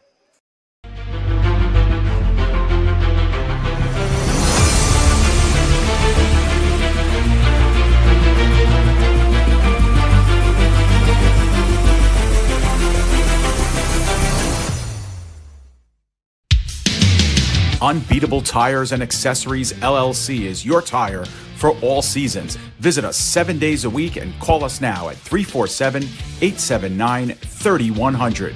A tire for all seasons at Unbeatable Tires and Accessories, official partner of the Elite Football Alliance. Refined, restorative, results-driven. At CMX iMed Bar, we blend medicine, aesthetics, and wellness into one luxury experience, led by Dr. Angela Roque. Located in the heart of Pier Village, Long Branch. Visit cmximedbar.com or text 9089-232-694 to look better, feel better, live elevated. At Town Deli, we're glad to be your go-to pizzeria, serving you the best pies, signature sandwiches, and gourmet meals in Staten Island since 1971. Visit us at 5373 Arthur Kill Road to find out why we're the island's best for quick bites and full-sized catering. Whether in person or on location with our food truck making stops and bringing it all to you, Town Deli is where excellence in quality meets taste. Voted the island's best. Stop on in and let us serve you. The EFA is proud to be sponsored by KD's Black Magic Seal Coating. At KD's, we specialize in residential and commercial seal coating, crack filling, pothole repair, parking lot striping, and much more. Our licensed and insured team treats your project with great care and free estimates always. Contact Corey today at 631-562-8865 or email mrkd8985@gmail.com. No, I'm right. The podcast that uncovers the origin stories of some of the biggest names in sports, media, and entertainment. Nick Durst here along with Joe Calabrese. Here we are, 200 episodes later, about 150 episodes with guests, our friends, soon to be your friends. Well, it's pretty clear, Joe, that it's all about You Know I'm Right, the podcast. That's my You Know I'm Right moment. Wanted to do a podcast, and everyone was like, what are you, crazy? Who's going to listen? You're not going to get guests. Well, guess what? I'm the best when it comes to getting guests. You could vouch for that. I am so happy that you asked me to do this. I couldn't have been more thrilled. And follow us on socials. Check us out. I promise you, if you want to work in media, whether you work in media now, whether you want to quit your job and work in media, come to us, and I promise you, we will get you on the right foot. That's what it's all about, uncovering the origin stories of some of the biggest names in sports, media, and entertainment. Keep it locked on You Know I'm Right. At Northwell Staten Island University Hospital, we're more than a hospital. We're a part of your life. With advanced care in heart health, cancer treatment, women's services, and emergency medicine, we're here when it matters most. From first breaths to life-saving moments, we deliver expert care with compassion 24/7. Because your health is personal, and we're proud to care for the community we call home. Northwell Health, Staten Island University Hospital, raising health right here on Staten Island. You can't have football without barbecue, and there is no barbecue without the Rib Room's Black's Barbecue, official partner of the Elite Football Alliance, serving up rib plates, chicken plates, and combo plates now. To get your official Black's Barbecue order, call 347-837-5762 or Facebook direct message Sean Kelman. Attention local businesses and professionals. Isn't it time to elevate your game? Now you can advertise your business or product on PDF Sports Network. Your ad will appear on all of our broadcasts, including this one. Don't have a commercial? We'll make one for you, absolutely free. What better way to showcase your product and brand while supporting the best local sports, teams, and leagues? Call now at 732-723-8189 or visit us at pdfsportsnet.com.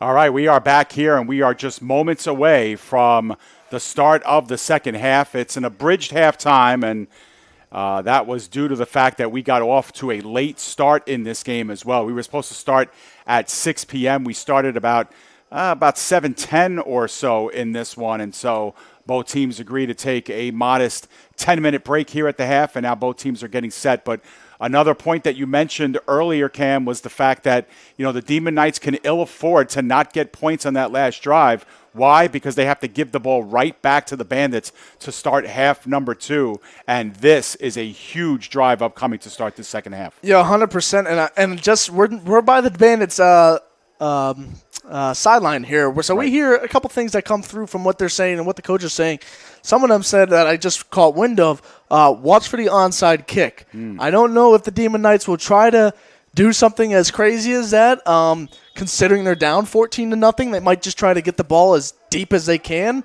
Especially as if you see right now, sooner or later when both teams come out here.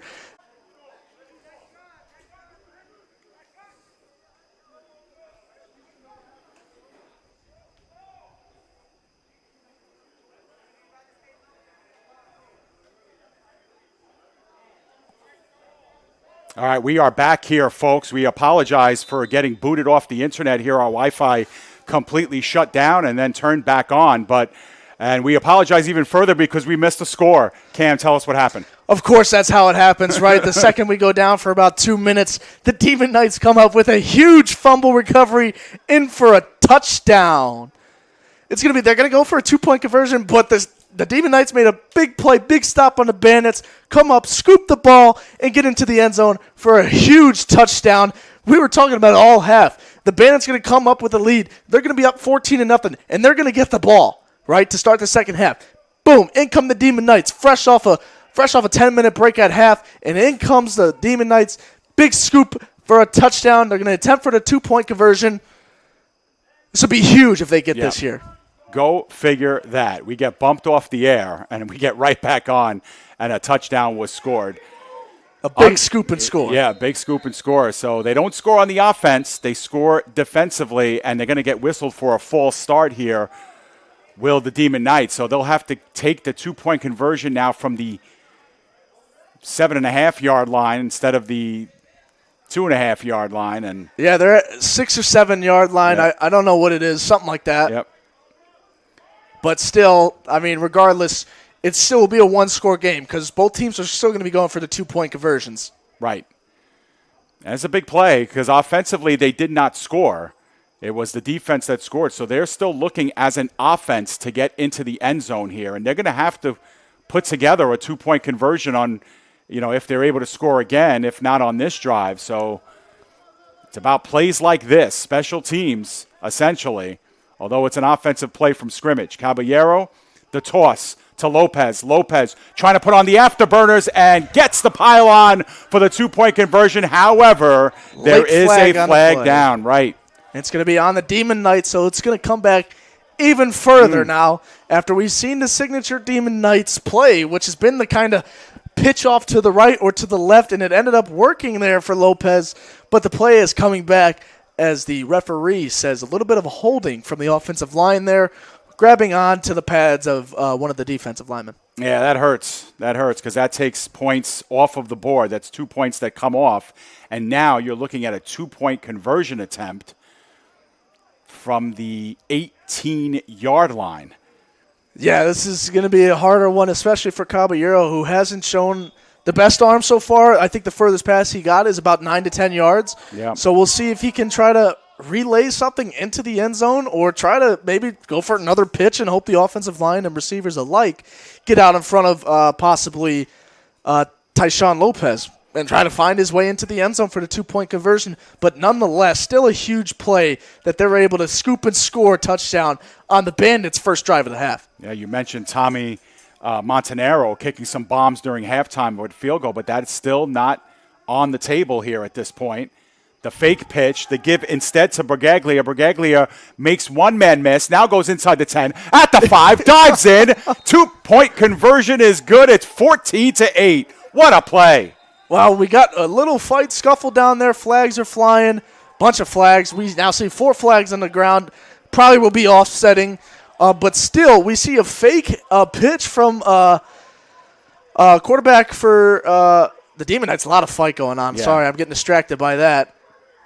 A lot of action going down. But Ricardo Caballero went with the fake pitch and ended up going for Braglio, who runs 18 yards into the end zone and gets a 2-point conversion.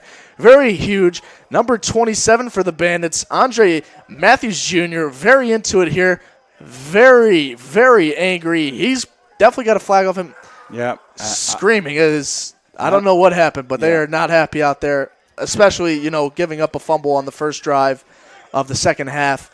And now getting into the end zone and flags flying, probably on both teams. So I'd imagine it's offsetting. Yeah, I would too. But there were many that went down, and it's unfortunate because you're still winning in this game. So the fact that Andre Matthews is hot right now, it's got to keep some perspective here. You're still up by a score. It's 14-8, and you really don't want to give your opponents an excuse here. And let's just say the Demon Knights are not called for a penalty here. Now, all of a sudden, they'll be kicking off from the 50-yard line, and now potentially your offense will be backed up inside of its own end. And indeed, I only see the one foul that was called by the official with the white hat. Let's see. Personal foul. No, there is one on the Demon Knights. And someone has been ejected from the game on the Demon Knights as well. And I don't know if Matthews got ejected as well, but I saw the official make the motion, with his thumb that he's out of here. And now if that was Bragaglia who's out of the game because he's the one who scored, that's a huge ejection because that's a big playmaker. Yeah, I think it was somebody who was wrapped up with Andre Matthews Jr. who's almost pulling off his jersey. He might have been kicked out himself. But there was a lot going down in the end zone. Somebody was locked up with Andre Matthews in the end zone. I don't know who it was. It definitely wasn't Bragaglio because he was way onto the left side. This more happened about the middle of the end zone. Someone tied up with Matthews Jr. We'll see. We'll try to figure out who got kicked off, but I'd have to imagine Andre Matthews Jr. is one of them who also got kicked out. All right, we'll keep our eye on them and anybody who exits stage right here. But, I wasn't able to queue up the replay either, Cam, because with our computer having to be reset with the Wi-Fi, we didn't click that box to get replays. Now we did. So from here on in, we will. And it's too bad we had that little snag and missed that touchdown. But the Demon Knights score, and they, in improbable fashion, score an 18-yard 2-point conversion via the run game. Yeah. I have to think about this, Cam. Maybe you can remember. Is that their longest play from scrimmage today, 18 yards? 100% it is. The only other longest play that I know was the passing play from Caballero. So I believe I don't remember who caught it. I don't remember who caught it, but he threw a 10-yard pass, and I think they ran for another 3 yards after that. Yeah. So I think their longest play is about 13 yards, and that one was obviously the longest, going 18 yards to the house for the 2-point conversion. That was Walter Stevens, that play that you're talking about, number 11. But all right, so the penalties did offset. So the Demon Knights are kicking off from their own 35-yard line. The Bandits still with some carrying on the sidelines here. Stevens still hot, but threw his helmet across the sideline. Yeah, here comes the kickers for the Demon Knights. I'm a little confused why they don't use him for an extra point. Well, maybe because he's been wide left. He has been wide left, I will say. But I don't know if that's intentional, too, to just, you know what, we're not going to play special teams here. We're just going to give you the ball at the 40-yard line. We're not going to take our chances here just in case somebody breaks one here. Right. Special teams is called special for a reason because they have the ability to really turn the game around. But just so you know, and Cam, I'm sure you're seeing it, but Andre Matthews has taken off of his equipment, so he's been ejected from the game. Yeah, he's gone full Antonio Brown on us here. Jersey's off. He's seemingly mad at everyone, fans alike, and he's just going to walk off into the night, seems like. Yeah, it's probably the best thing to do, just walk out of here on your own pretenses and hopefully take a minute before you drive out of the stadium. Right. Just take a minute in general and just get yourself back on, level ground here because your team is winning by 6 points. And this is a one-score game, and every game, every snap is a big one. Here's a rush off tackle right. They gain the edge momentarily, does Hollington. Good enough for a gain of about 2 or 3 on the play. Yeah, and like you said, it's still a 14-8 game. The Bandits are still up here and still hold control over this game. And just really, David Ugarte has looked really good today, in my opinion. He's ran the ball well. He's looked for his receivers, specifically Raymond Toledo, a lot today. But he's making plays when they're needed. And that's going to be huge for them down the stretch here in this second half. The give once again to Hollington, and he gets roped down by Tyshawn Lopez. He went high, and again, a couple of guys locked up on the near side, but that was a loss of 5 on the play, and it'll bring up a 3rd down and 12 coming up. Yeah, Lopez, huge tackle there on Hollington. Hollington made 0 ground there, lost 5 yards. Big, blown up play there. Trying to run through the middle of the zone was Hollington, but Lopez, big player for the Demon Knights tonight, shuts that one right down. That's going to be 3rd down and a lot. But this has been the difference. The Bandits' ability to make plays here on these 3rd and 4th and long situations. Now we have a timeout whistled. I'm not sure for what reason. I think it might be an equipment issue with one of the Demon Knights. At least that's what the back judge was up to with one of the Demon Knights players. But for all we know, it's 3rd down and 12. Here we go.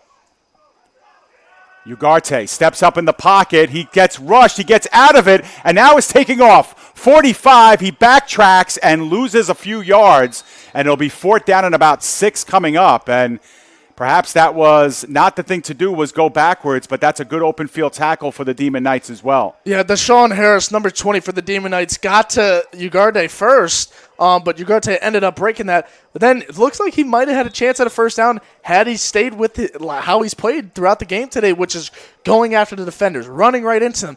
This time he took a more passive tone on this one and kind of went back about 4 yards, which will hurt him on this 4th down try here.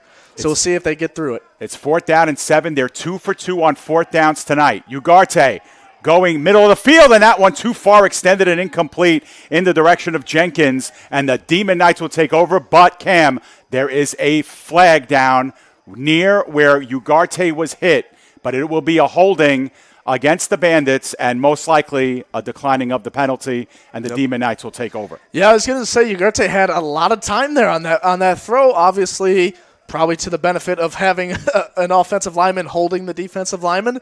But that's a play where we usually see, today at least, when Ugarte has his feet set, he has completed basically every throw. That time he missed to Jenkins.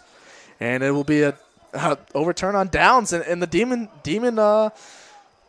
Knights will get good field coverage here.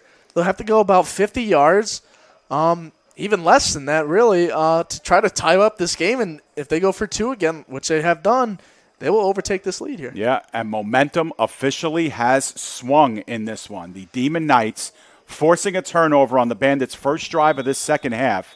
They turn it into 6 immediate points. And they got the huge 2-point conversion along with that. Right, they get the 2-point conversion on what was spotted at the 18-yard line. And then they dial up a 4-and-out for the Bandits and get the ball back in Bandits territory. So, a lot to unpack there, but a good job by the Demon Knights to help their own cause, and they are right back in this game. 110%, and now I think they're going to be going back into that mode where they play to their clock advantage. They will run the ball. I think they'll go back to those pitches where we've seen Caballero pitch off to the right and to the left and try to extend the field rather than run up the middle every time, which we've seen the Bandits do with Hines a lot, is running through the middle, or then it's Ugarte trying to throw through the middle, which I think the Demon Knights are actually opposite, and they look to the right or to the left of the field rather than through the middle. Yep, and so see here a little bit of a time. I mean, the Demon Knights really take a lot of time in between plays.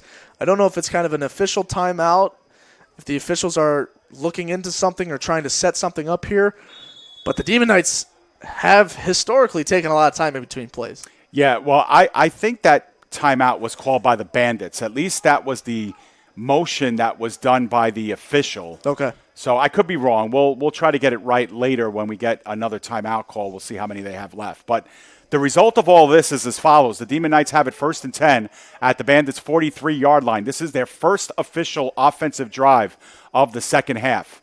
They're down by 6. thanks to a defensive touchdown. Before Caballero, bootleg, left side, has a lot of room, has the first down.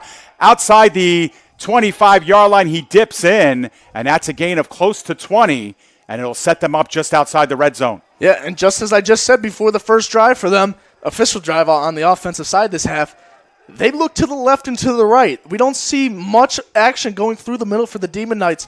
Even Ugarte, when he's done his QB draws, he's been through the middle, right? But in this case, Caballero is, even when he pitches it or when he's doing a QB draw or even spinning out to throw, it's always to the left or to the right. Nothing is through the middle of the zone. I think the Bandits are going to have to recognize that and start to pick up. Instead of sending a lot of guys in the box and trying to apply a lot of pressure to Caballero, first off, a lot of their plays are runs, so that's why they're sending that much pressure in the box. But they might have to try to elongate themselves and spread themselves out horizontally to try to defend the run game from Caballero and the Demon Knights on the offensive side of the ball, from the left and from the right side, rather than through the middle and up the gut. After a 22-yard gain on first down, they set up just outside the red zone. 1st and 10 from the 21. Lots of guys in the box, and Lopez pulls up front for a gain of about 3 on the play. Not much there, but it moves the down marker a couple of yards, and it'll be 2nd and 7 coming up. Yeah, not a bad run there, still up the gut, but that's what the Bandits' defense is. And I think the Demon Knights have to continue to really use it to their advantage to go to the right and to the left, then up the gut. The Bandits have been packing in the middle of the field, right? The Demon Knights may struggle trying to get up the gut into the end zone here, just like they did on their first drive at the beginning of the game when they were within 5 yards of the touchdown, and they tried to run it up the gut, and it didn't work out in their favor. I'd like to see Caballero throw the ball here on this play. They have 2nd and about 8. I'd like to see him throw the ball, try to extend the play here, and maybe get within 10 yards. Yep, and, as long as they're going forward and not backward, that has been a good calling card to this offense. And this is what the Demon Knights do. They work 3, 4, and 5 yards at a time and try to be methodical with their approach. Let's see what they dial up here on 2nd down and 7. Caballero, and there's movement up front. It looks like the Demon Knights were caught offside here and right on schedule, Cam. I say as long as they're not moving back, they're in good shape. They're going back. They're moving back 5 yards. Yeah, those are the little mistakes in this game that will cost teams, right? Even the ejections that we saw, one from both teams, that could hurt somebody really bad in this close-knit game. These are two teams been chippy since play 1. You have to minimize the penalties, minimize the worrying about what the other team is doing, worry about yourself, focus on your team, and minimize the penalties. All right, so the ball spot at the 24-yard line. We've got a 2nd down and 12 coming up, a long 12, short 13 here. Let's see what they dial up. They work it in the tight spread formation. Lopez is the lone setback.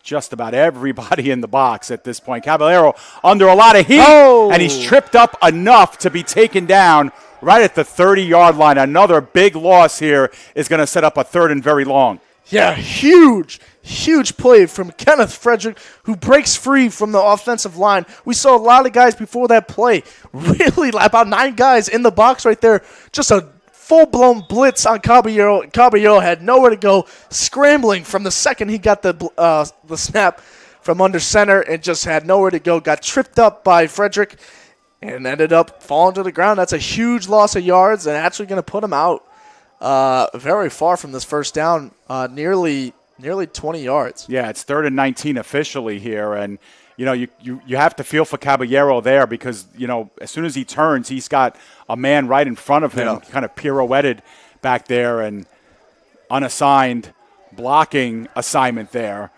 But here it is, 3rd down and 19. They're going to have to dial up a huge play here. And Demon Knights haven't had a lot of them in this game offensively. Caballero rolls. Now back foot, the toss near the pylon, and it's incomplete. It was put in open space, and that was more of a prayer than anything else. It'll be 4th down and long here from the 30-yard line. Yeah, pass looked to be intended for Tommy Vaughn, I believe, number 12 out there. If I'm seeing it right, we are pretty far. But regardless, went for the end zone there. Pretty far play there. Obviously did not work out in the favor, but they're going to have a 4th and long here because seemingly the kicker is not coming out. So I guess maybe it's mutual agreement to not really kick the ball. Well, yeah. Even though the Bandits don't have a kicker, but we know the Demon Knights do. Obviously something mutual going on seems like, but we'll see if Caballero has some magic that Ugarte showed in the first half, being able to come up huge on these fourth and long. And this one, similar to when Ugarte scored a touchdown throwing into Toledo on a 4th and 18. The intended receiver that time was Bragaglia, number 0, yeah. So 4th down and 19. They need a big play here. Caballero, pressure on. He's going to heave it up. And that's an open space, and it's incomplete. And I'll tell you what, if you were the Demon Knights there, wouldn't have been the worst thing to let him intercept that ball at the 1-yard line and take him down. It's the same as an arm punt when you think about it. But either way, they'll turn the ball over on downs, do the Demon Knights. And again, Cam, you can kind of turn to that penalty on 2nd down and 7. It makes it 2nd and 12. Then it's 3rd and 19, and you just can't get out of these big holes. Otherwise, the Demon Knights were kind of going on schedule there. Yeah, once again, the Demon Knights were knocking on heaven's door. They had it right there within 1 yard of the red zone before they had the 5-yard penalty and then got sacked for another 10 yards. It really pushed them out of that drive, and then there goes all the momentum again that they just had after the scoop and score. Then the big stop on the Bandits. They had all the momentum. Then they got down to the 20-yard line, 21-yard line, and they gave up a penalty. Then, we got to move back. Then a huge sack by Frederick. Bang, that's another 10 yards. And then the momentum just switches like that, and now it's the Bandits' turn. And now the momentum's in their hands, really, as they're going to try to bolster their lead here. It is 14-8. Bandits still hold the lead. Yep, and essentially they get it right back where they gave it up, maybe about 10 yards back from where they were. This is Hines on the fake, and Ugarte takes it instead. He goes around one tackler, past the 40, and now he's got some open green space. Down the sideline, he gets punched out at about the 35-yard line, but that is about a 40-yard gain for David Ugarte. Yeah, a really good fake and sell job there from Hines, who has been running up the gut the whole game. He did his same motion, same mobility, and Ugarte hit the ball well. He ran out to the left behind Hines and went very far, about 45 yards, like you said. And Ugarte and the Bandits are now in pristine location to score a touchdown here. Yep, and it looked like 3 Demon Knights had an opportunity to bring Ugarte down after looking at that replay and just failed to do so. And just like that, they have completely reversed the field on the Demon Knights and have the ball 1st and 10 at the Knights' 34-yard line. Yeah, Ugarte had a big stiff arm on that play that let him get about 15 to 20 more yards. The fake, and now the throw in the flat. Once again, that's Toledo, and he is close to the 1st down. I believe they will advance the sticks. They will. Another 1st down here for the Bandits. Yeah, another very quick and powerful throw there from Ugarte right out to Toledo. Toledo, obviously his favorite receiver this game so far. Toledo's got 2 receiving touchdowns from 20 yards out. Toledo has been huge play factor for this Bandits team so far. And Ugarte has found him a lot in big moments. Yeah, that pass almost looks a little unorthodox coming out of that left hand to the right side, but it's a good pass indeed. That one's underthrown and intercepted, maybe. No, incomplete. Oh, no. It skipped. From here, I couldn't see it. I thought it was intercepted there, but that would have been number 19, who we don't have on our roster here. But still, like you said, as you were saying, that kind of unorthodox throw coming from the left hand from the gunslinger and Ugarte, that one just was a clearly off-balance throw. He tried to go for another quick option out play, and that did not work out in his favor. Actually, might have worked out in his favor. It wasn't an interception, but still, incomplete pass going on for 2nd down here near the red zone, about 4 yards out. Yeah, and that was a great call because we got to see that in super slow motion, and indeed, that hit the ground. And that's a good call by the officials.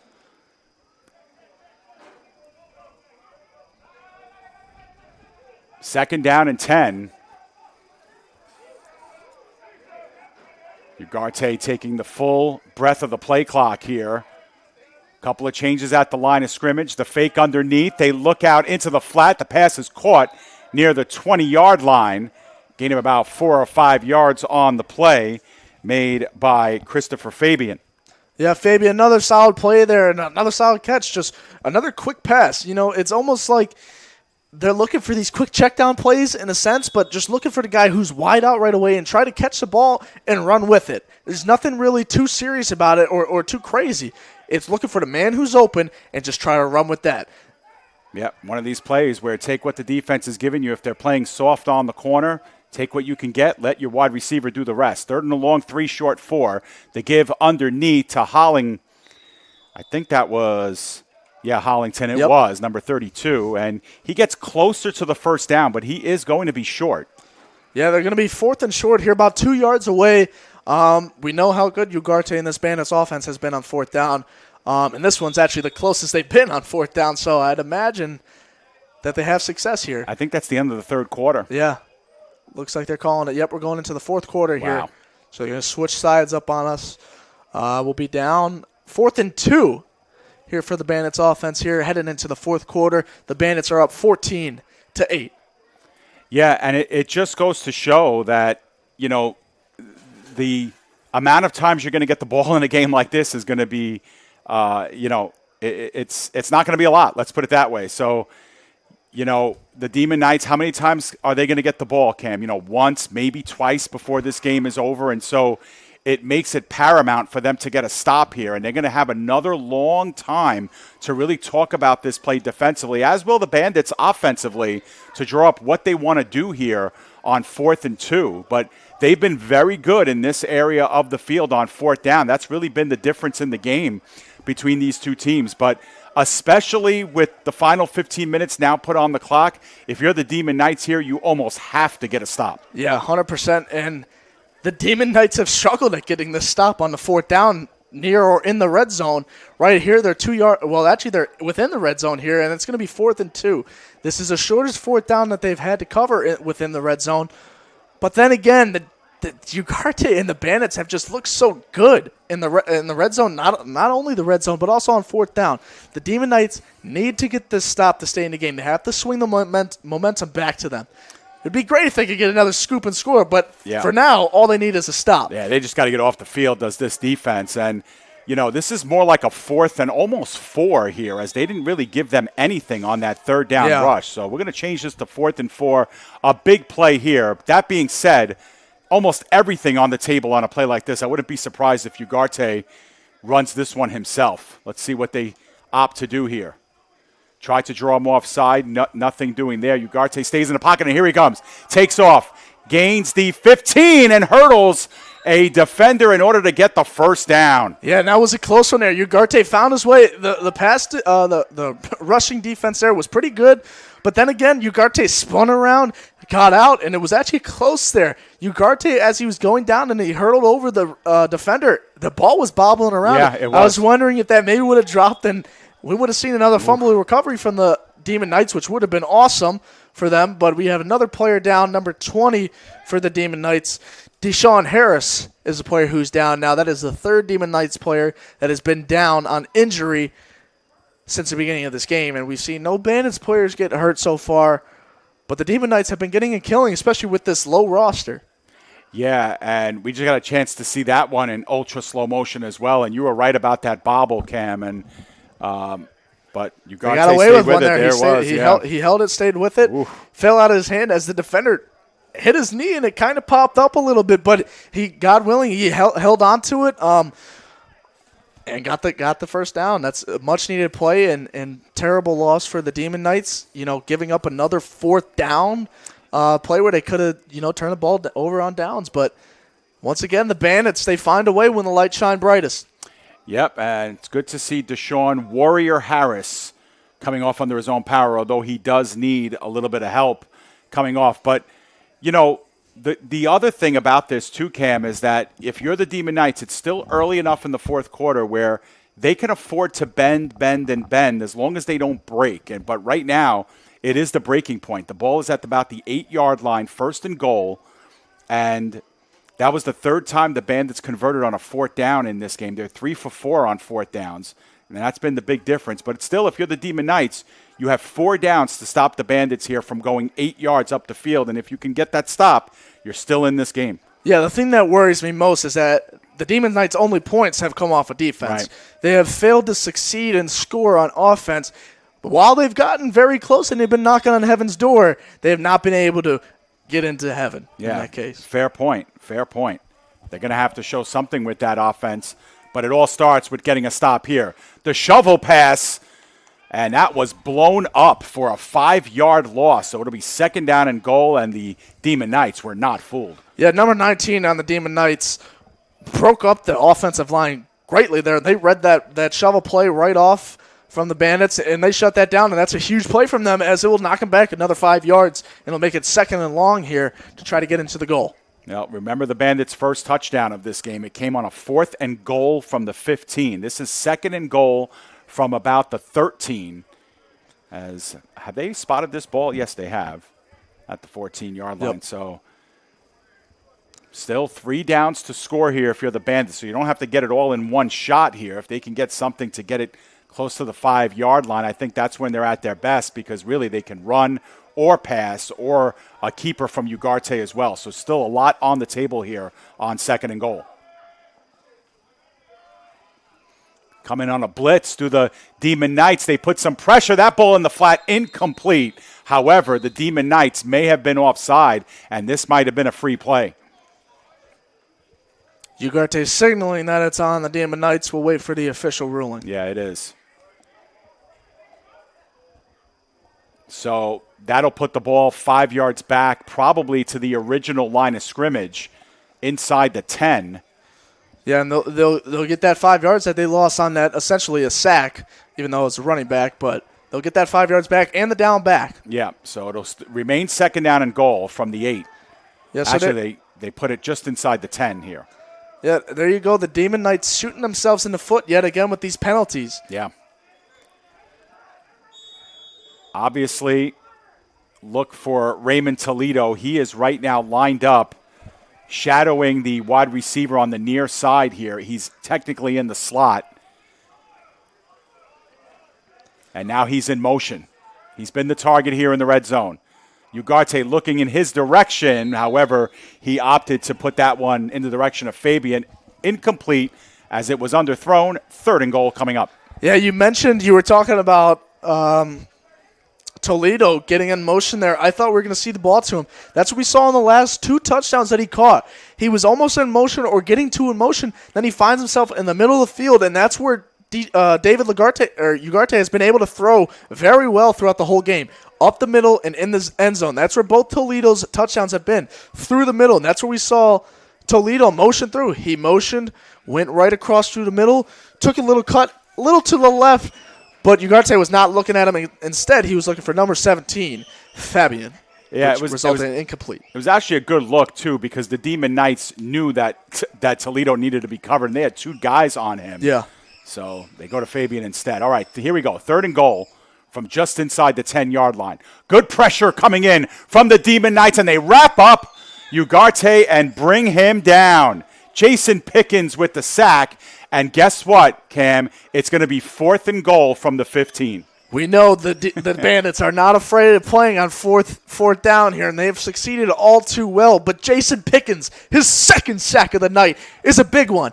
But then again, it's almost like you don't want to see the Bandits in this position. The Bandits have been so well, possibly their best ball of the night has been within 4th and long here, especially in or near the red zone, which in this case they're about nearly at the 14 and a half roughly here. It's going to be 4th and 14 and a half, but they got to get into the end zone here.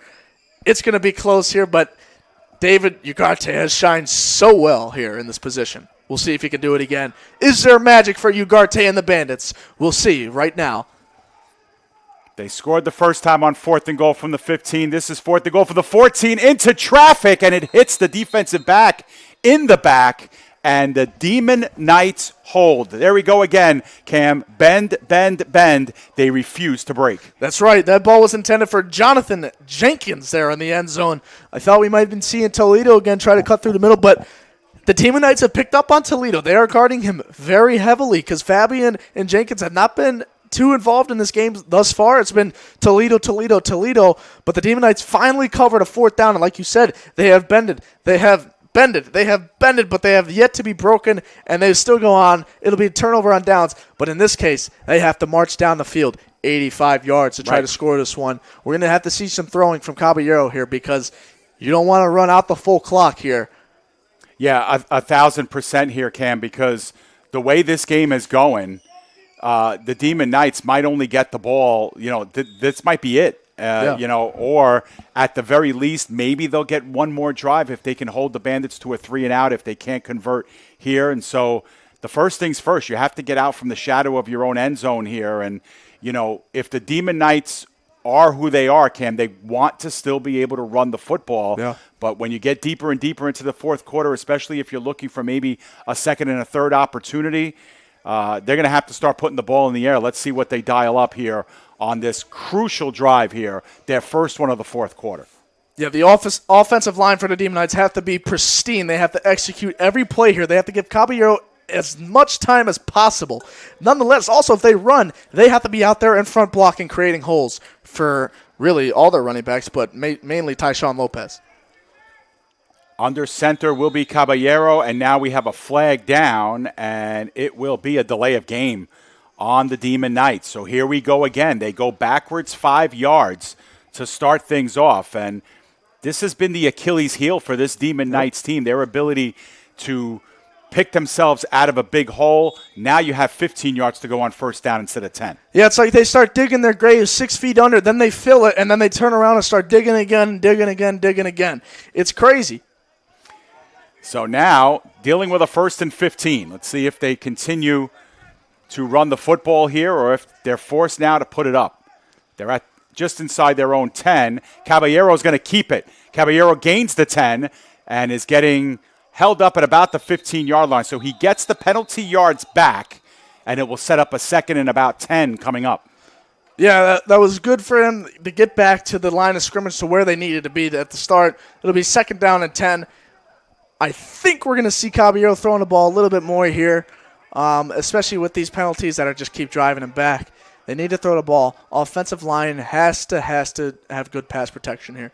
Caballero needs the time because he's been struggling being a gunslinger this game. Every throw has been kind of off balance because he's trying to run away from the defenders who are blitzing him. The Bandits have a very good blitz defense, and they've been pressuring Caballero the entire game.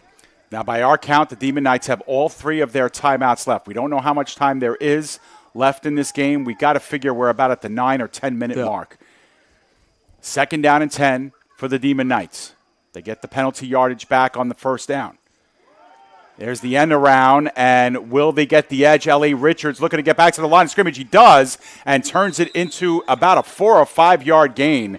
And talk about making something out of nothing. L.A. Richards, with one of his first carries since early in this game, Cam, runs upfield for about a gain of 4 or 5. Yeah, and I thought that almost got disastrous there. Him taking another kind of a page out of Ugarte's book and really stepping back about 5 yards to try to find a different route. In this case, it worked out for him. They got back to the line of scrimmage instead of losing about 5 yards after taking a step back around defenders, possibly losing yards, but he ended up breaking even. It's going to be 3rd down and about 8. Yeah, it's actually a little less here, Cam. I think it's 3rd and 6. Yeah, and, Richards had a really electrifying run earlier in this game, and then he really hasn't had the ball in his hands all that often. In fact, this might be his first touch since that big run. I'm not sure. I really haven't seen him in the offense. I'm not sure if he was injured on the sideline or we just lost him in the mix here at wide receiver. But here's a big play here, 3rd down and 6.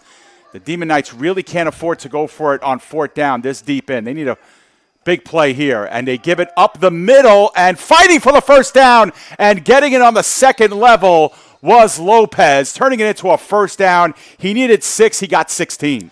There you go, and a huge play by Lopez there. Handoff up the gut. We haven't seen that too much from the Demon Knights as they've been completely shut down trying to run up the middle on this Bandits defense. But in this case, Tyshawn Lopez runs straight up the gut for 16 yards, and that is good for a Demon Knights first down. Yeah, ball will be at the 32-yard line. And the Demon Knights, they continue to huddle up, but they're seeing a little bit more urgency here. They give it again to Lopez. Lopez traveling through the middle of the field, gets the 2nd and 3rd level, and is inside Bandits territory. Yeah, another huge play. David Fisher brings him down after he could have possibly broken free and head straight to the end zone, but another about 20-yard rush there from Lopez, and that was just incredible as they break out of their own 50 yards, and now they break into enemy territory as this clock winds down. Yeah, Lopez going to the sideline to get a little bit of a rest. Now the Demon Knights do decide to huddle. I was going to say, Cam, they look like they're not huddling to try and get the Bandits, who might be a little bit winded, continuing to play. And now, they're going to try to run a play here. And now, end up calling a timeout. Yeah, timeout Bandits. Yeah, Bandits are a little all over the place. They're trying to run off the field. They're trying to get the right personnel out on the field, and because they thought they had time with the Demon Knights, who have, for the first 3 quarters, every time they're on offense, they take a lot of time in between. They huddle up. They talk everything over. The coach comes out. The quarterback's trying to get everything set. They're moving players around. But the last 3 plays, there has been little to no huddle at all, and that has set this Bandits team ablaze here, trying to figure out what personnel needs to be on the field, who, where, what, and how. Yeah, Cam, I was trying to eavesdrop there on how many timeouts are left for both teams and also how much time is left, but I just couldn't make it out from the officials at midfield. But by our count, that was the second timeout that was taken by the Bandits. So they're down to 1, and the Demon Knights still have all 3 of theirs left.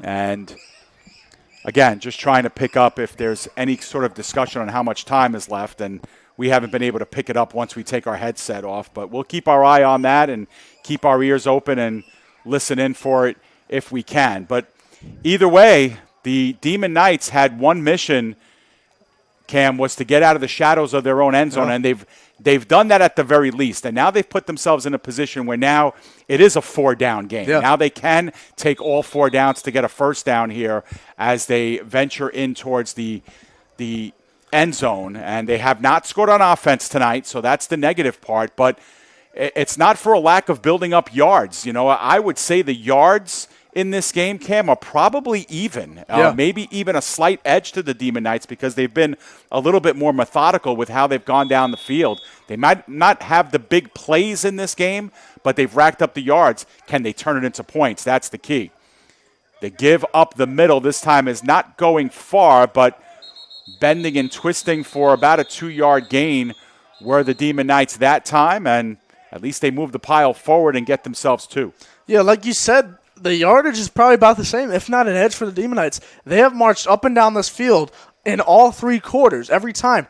The difference, though, between them and the Bandits is the Bandits have finished the job. The final play. The Demon Knights have not been able to convert really on much 4th downs. They have not been able to get the ball in the end zone.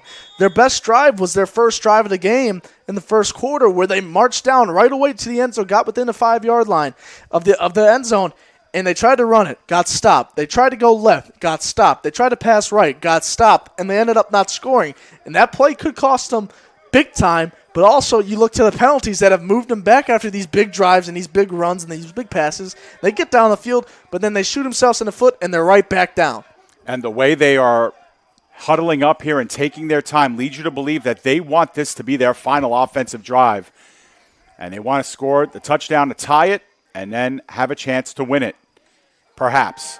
The end around again. They are going to throw it this time. They go down the field. There is a player open, and there is flags down everywhere. The pass was thrown by Trey Thompson. Not quite sure who was down there. I think that might be Bragaglia, but it could be, I will say this, very big trick play. Yep. And right away, myself, I was throwing a flag. Absolutely pass interference. The defender was not looking for the ball. He did not turn around. He had his hands up, but he ran straight into the receiver down there without even looking for the ball. And I think, honestly, he might have been early in hitting the receiver as well. Absolutely a pass interference, and the ball should be spotted up over there or definitely should be pass interference, and they're all saying that, and down moved the chains, and that is a huge, huge play for the Demon Knights. And now, like you said, though, they want to make it their last drive. They don't want to give the Bandits the ball, right? Right. So I think we're going to see that was a big passing play there, a trickery too, because that was not the normal quarterback throwing it in Ricardo Caballero. No, it was Trey Thompson. Yeah.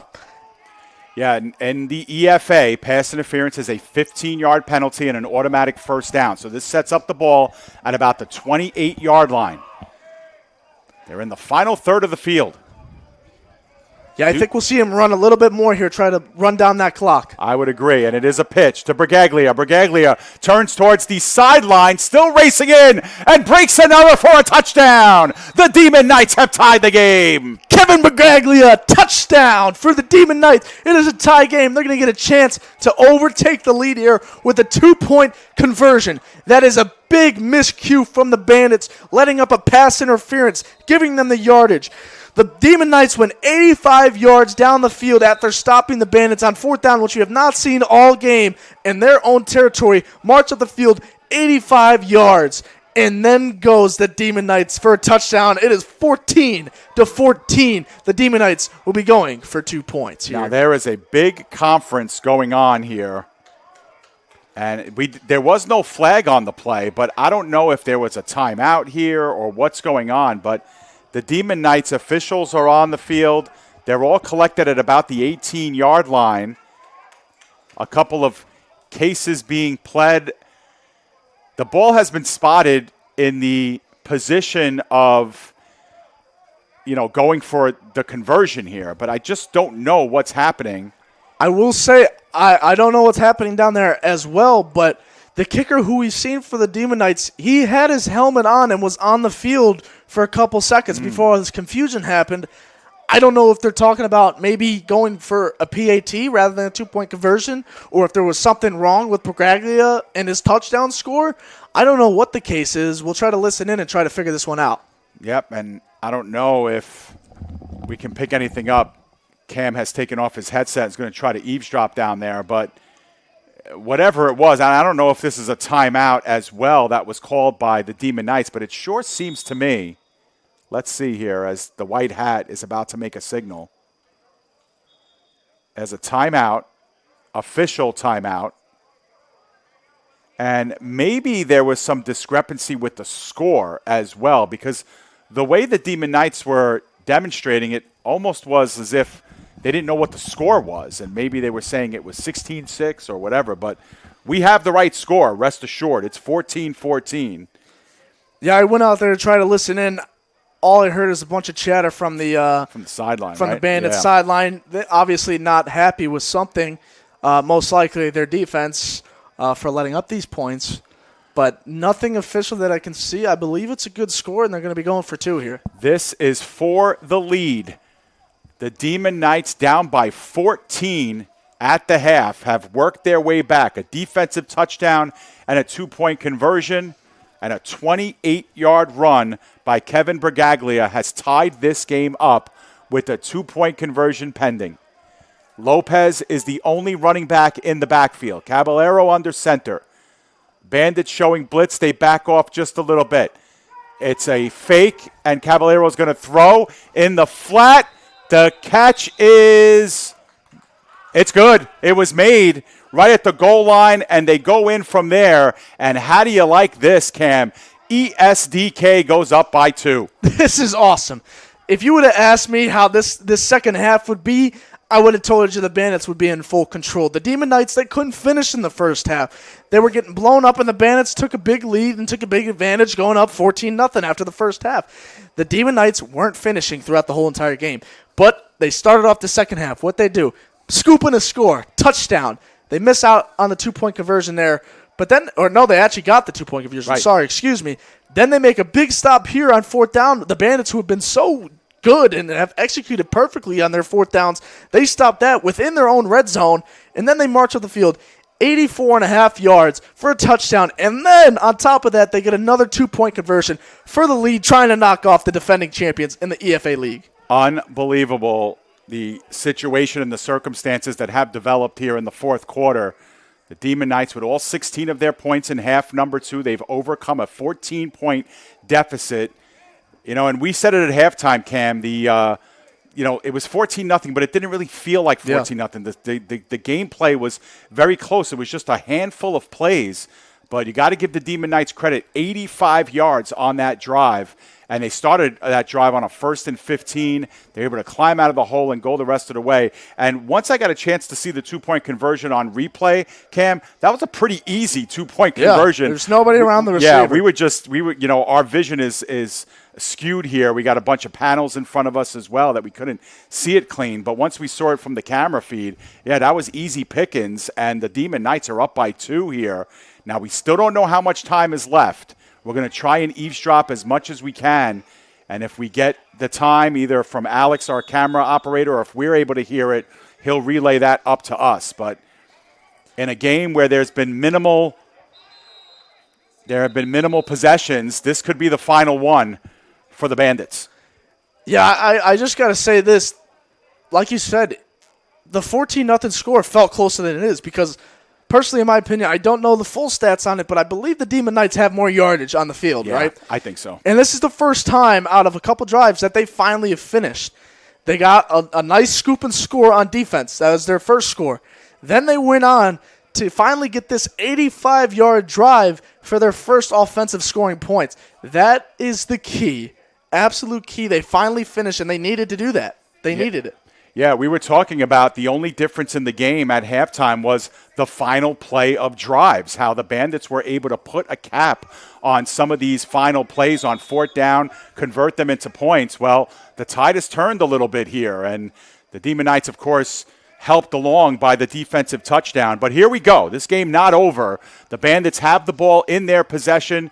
And Ugarte is going to have the keeper to start things off. He turns towards the middle of the field, breaks out into the open. He's gained the 30. He's got one man to beat working towards the pylon. Can't do it, but it's 1st and goal, Bandits. And just like that, David Ugarte takes it into his own hands and runs about 60 yards nearly into the end zone. The last lone defender for the Demon Knights gets him at about the 8-yard line, I think is where they're marking him.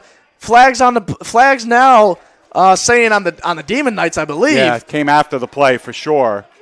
And there's a congregation going on at the 50-yard line, too. I don't know what's happening. Somebody was down, but they're now up. I guess they saw how far Ugarte went. They're like, I think I'm good now.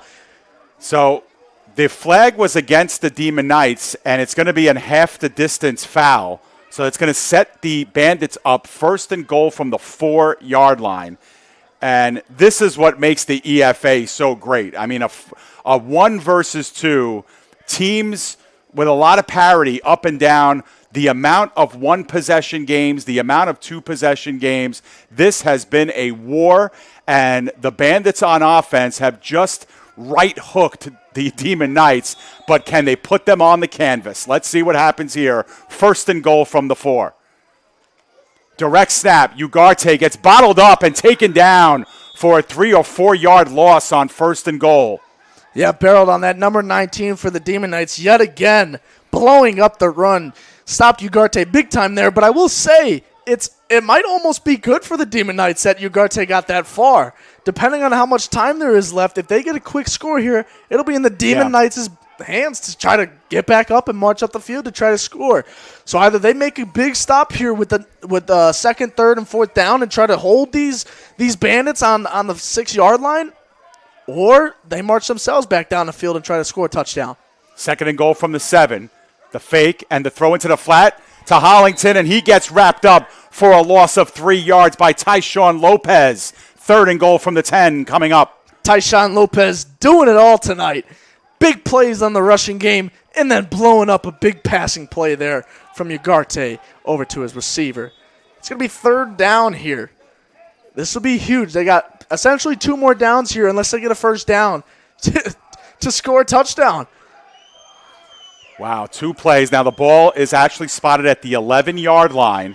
3rd down and goal. Remember how good this Bandits team was on 4th down. They did get stuck on 4th down on their last drive.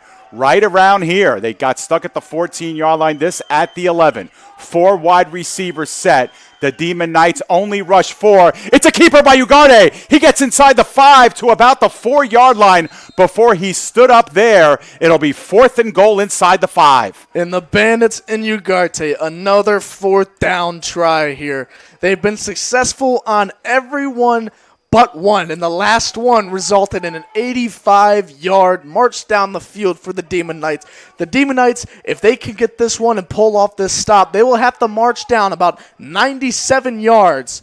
But the first play of that matter is to stop this. If they stop this, depending on how much time there is, the game will be over. They will run it and try to wind down the clock as best as possible, especially considering on our timeouts, the Bandits are only down to one timeout left. Yep. This could be the game right here, and we're going to let it play out for you. Ugarte with Hines in the backfield. We do have whistles, and I believe the Demon Knights are going to call a timeout defensively to discuss the formation a little bit and see what options they might have here. They're only 3 yards away from pay dirt, and I'm going to go back to the replay of the Ugarte run, Cam, and let's see who gets the touchdown saving tackle on this play. Because if the Demon Knights hold here and are able to get the Bandits off the field without points, this is your play of the game right here. It's the tackle that's going to be made. Now, you guys are seeing it at home now. We're going to be seeing it about 5 or 6 seconds later than you all. It's just the way we're situated here with Wi-Fi and our replay cam. But I'll tell you what, you know. He was the lone defender, whoever it was, and he chased him down. I think it was Trey Thompson, I was going to say, 10. I think it was number 10 as well. And, yeah, we're seeing it now. Trey Thompson chases Ugarte down about 30 yards and ended up stopping him within the 10-yard line. Just a huge play by Trey Thompson, not giving up on the play and chasing Ugarte down. And now Trey Thompson's play here could result in a big stop for the Demon Knights versus the Bandits. If you're looking for Raymond Toledo, he's at the bottom of your screen. 4th down and goal from the 3. Hollington is in the slot formation on the near side again. Demon Knights show blitz. Ugarte up front, and he gets it in through for the touchdown. And the Bandits are back up on top.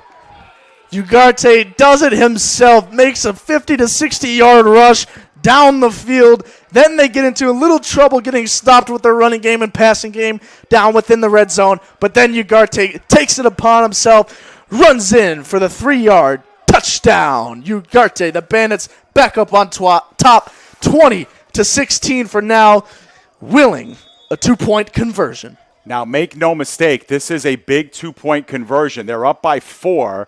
The 2-point conversion puts them up by 6 and forces the Demon Knights to score a touchdown and a point after to win the game if they convert here. So this is actually a big 2-point conversion, and that was huge for the Bandits. What a response.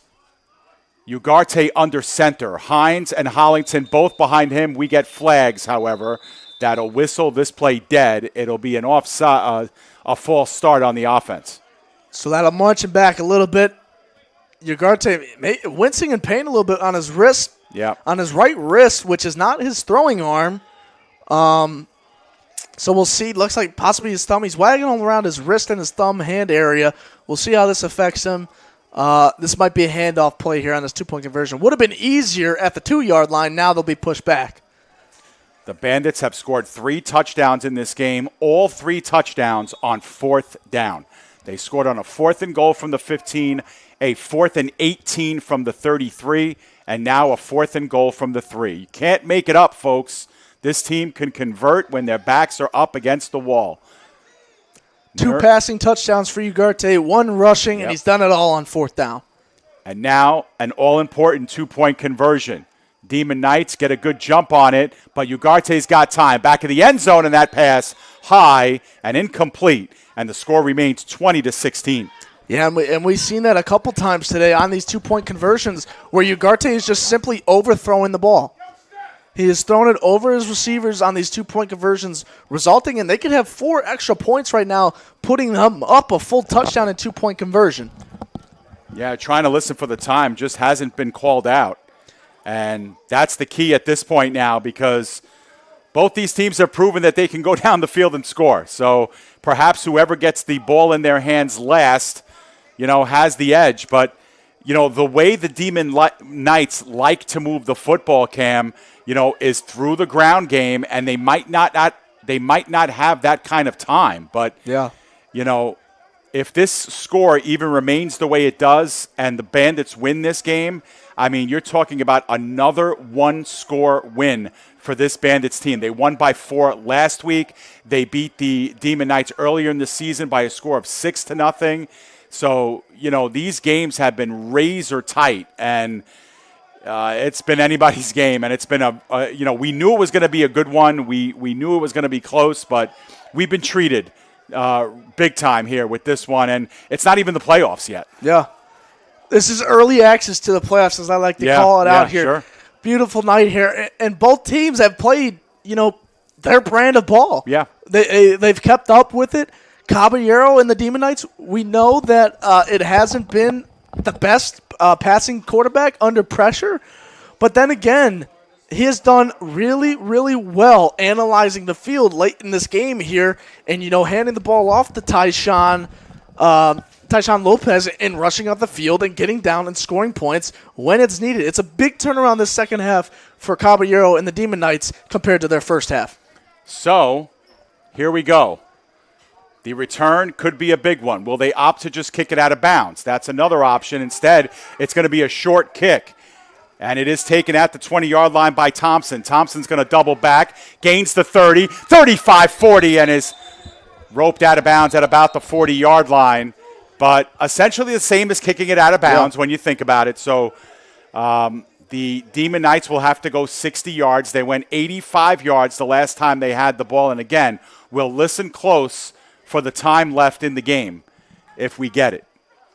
Yeah, good stiff arm there from Trey Thompson trying to muscle his way to the 40-yard line. Looks like they're marking him exactly at the 40-yard line.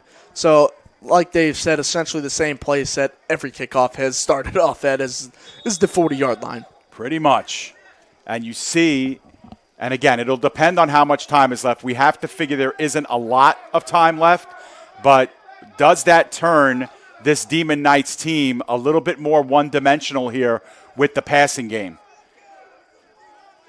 Yeah, we'll see. It would be great if we knew what the time was. Yeah, I know. That's the one real, negative thing about playing here at Facina is that we never have access to the scoreboard, and it's never kept officially up here in the press box. It's always down in the field, and the acoustics here at the field don't allow us to really, listen in down there when they call out the time. Yeah, especially in a chippy game like this. Alex might have the ability to hear them if they yell it out. Lopez up the middle. He goes for about 4 or 5 yards on first down. So that leads us to believe there is some time left here, and they don't have to be super urgent about going down the field. And we'll see if they huddle up here, too. That'll tell us a lot. Yeah, that's exactly what I was going to say. I was going to say we can kind of almost see how their offense will be played. If they're huddling up, they have enough time to where they think they can huddle up, take their time, run the ball, and still have time to score a touchdown. If not, they'll be running up, no huddle offense. They'll be going fast. And last time they did that, though, it worked in their favor, even though they had a lot of time. The Bandits were scrambling all over the place. 2-minute warning. 2-minute warning was here. Before that, yeah. Now we have, I think they're going to whistle it dead for 2 minutes. So that is right. That is correct. Thank you, Alex, for the update there. Alex doing his due diligence. Yep. Yeah, he's got the read out there. We're kind of trapped in this box, can't hear much. But 2 minutes left in the game. Now, we think the timeouts are correct on our screen. The Demon Knights with 2 and the Bandits with only 1. But this is the game right here. Obviously, 4-down territory for the Demon Knights from here on out. And if they give the ball back up to the Bandits, they can only stop the clock twice at this point. So the game would be over. So this is it.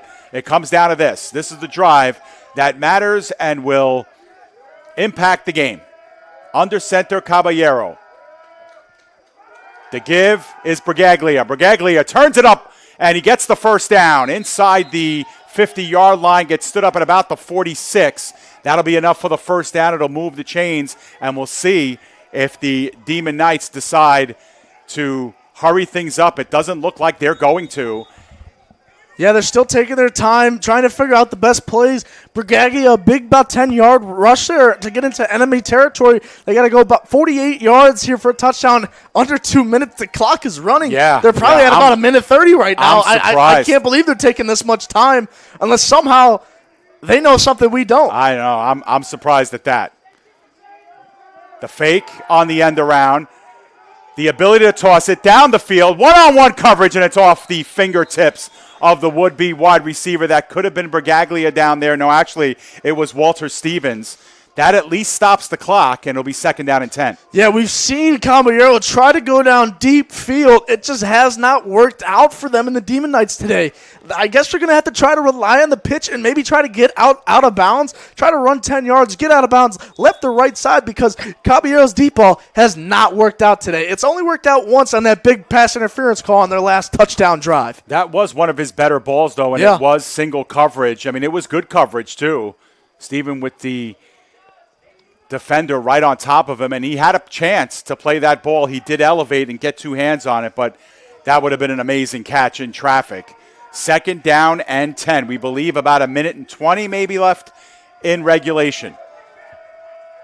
Caballero works out of the shotgun. There's good pressure there. Middle of the field, and the catch is made at the 25-yard line. A gain of 20 on the play, and they'll run it up here to try and get this next play off in time. It is a 1st down. We won't have the time to get you the replay unless the Demon Knights stop the clock. The Bandits are getting some guys off the field. Demon Knights reset. Flag is down. Ball in the middle of the field. The catch is made. I think it's flag on the Demon Knights yet again. They tried to rush it here, and we'll see. Now, the catch was made, I believe, right outside the 10. It would have been enough to move the sticks, but the flag is on the defense. Oh, it's on the Bandits. So they can actually decline this penalty and take the result of the play, and the clock will stop. Ding, ding, ding. The clock stops, and that is huge for them. They are now right about the 10-yard line once they move up these chains, assuming everything's good, because that was a penalty on the defense in the Bandits. And Caballero, 2 really good throws in a row. Bragaglia caught the first one for about 20 yards, and I didn't catch who the other one. I think it might have been Stevens. Stevens might have been Stevens, but still, nonetheless, those are Caballero's probably 2 best thrown balls this game. So it's 1st down and 10. Now, the down markers are in a I don't know where they're spotting this ball. The 1st down marker, all right, now they're moving the sticks. So looks like maybe at the 10 or 11. Yeah, and I was going to say the Demon Knights can get a 1st down here without scoring a touchdown. So that's in play 2. The ball is at the 1st down marker is being put at about the 4. So this ball is actually close to the 15, although that's not right. It's definitely not right. I'm looking at where the officials are. And, Alex, if maybe we can get a zoom right in on where the ball is, or if we can get where that is in respect to the... I want to say from here where the officials are grouping around, it looks to be about the 11-ish. Yeah, keep going in there, Alex. They're right behind the 10-yard line, but they're talking over something. Yeah, it's at about the 11-yard line, and now they moved the 1st down marker to the 1. Because at first they had the 1st down marker at the 5. So that makes sense. Thanks, Alex, for zooming in there, and we'll peel back a little bit. But, yeah, so here we go. 1st down and 10 from the 11. Although now they're moving the ball back. Now the official has the ball in his hand, and he's moving to the 15-yard line. Now he's moving back again. Nope, now the ball's at the 11. So forget what I just said. And again, all this is happening about 70 yards away from where we are in the perch of the press box. So, wow, what a finish here. I got to say, there's probably about a minute left. They got a nice clock stoppage there. Give them a little more time, catch their breath, and try to figure out a play that'll work against this Bandits defense that has been very good so far today. Incredible game, and it's going to have an incredible finish no matter how it ends. Caballero under center. A long count. The give is going to be to Bragaglia. Bragaglia going off tackle right. There are flags down. Bragaglia is in the end zone, I think. We got the official signal. It's going to be against the Demon Knights, however, this flag. Ooh, holding. And again, shot in the foot. They turn around. They fill their grave. Then they turn back around 180 and start digging it up again. This time, instead of 6 feet under, that was probably 12 feet under grave right there. That was a touchdown. Bragaglia got in the end zone. Officials signaled touchdown until head officials said holding on the Demon Knights. Terrible, terrible miscue again. That'll push them back to about the 20-yard line. Because the 10-yard penalty will put them right beyond the 20 and the 1st down marker at the 1. makes it ever so harder yet again, and really they're not going to get another first down. They really have 3 more plays to try to get this in the end zone. 4, yeah, because it's first down again. Oh, yeah. Yeah, replay on the downs. Yeah, but still, they make it 10 yards harder to do it in very little time. Now, they do have some timeouts, according to our knowledge, though. They do have 2 timeouts is what we have 2, down. Yep. So they still can work with that, and they might try to run with Tyshawn Lopez, try to get back up to that 10-yard line and try to figure it out, because that's honestly where Caballero throws best, is within 10 yards. Anything further, it's kind of a lofted ball that's elevated. He tries to celebrate, but it hasn't landed yet. Yep, couple good plays in the middle of the field. We'll see what they opt here. 1st and 20 from the 21. Caballero, a fumbled snap, picks it back up, looking towards the end zone, firing and almost intercepted, and it probably should have been. Yeah, he is slamming his hands down. I believe it's number 26, Larry Kinyard, maybe? Something with a 6. Whoever it is, though, pounding their fists into the ground as it was in their hands and it totally pancaked out of their hands. Could be very crucial. Could be a crucial drop on this play. Oh, being on the Bandits sideline, everybody jumping around. Yeah, I think that was DeJuan Skinner, number 36. Yeah, 36. Yeah. Thank you. And, wow, I mean, that was an ill-advised throw. And again, it looked like the play was doomed from the start because the snap was actually fumbled. Yeah. And Caballero did well to pick it up and try and do something with it, but not to be. 2nd down and 20 from the 21. 4 downs to score, obviously. And the time running out in the game. Caballero, the fake. He's got a good pocket throwing. Corner of the end zone. It's a jump ball, and it's going to be out of bounds no matter what. And I believe the catch was actually made, but out of bounds. Yeah, that was an incredible catch. I'm going to take us back to the last play. Caballero, when he fumbled the pass, he had L.A. Richards open. On the slant through the middle. He didn't see him, and he read it and instead threw a jump ball that honestly should have resulted in an interception. Caballero and the Demon Knights got away with one, but once again, still shooting themselves in the foot. It's going to be 3rd down here and just long. 3rd and about 20, really. Yeah.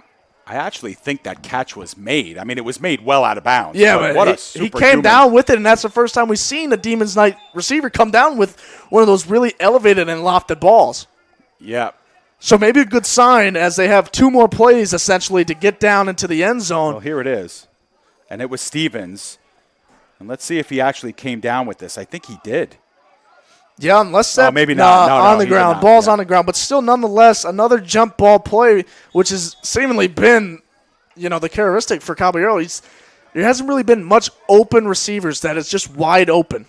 Unlike Ugarte and Toledo. That penalty was huge because now it's 3rd down and 20. You have 2 downs to get 20 yards. They need to get to the 1 for a first down, but essentially, like Cam said, it's touchdown or bust, you would have to think, and they have 2 plays to do it. Caballero working middle of the field, and that one's almost intercepted and probably should have been as well. 4th and 20 coming up.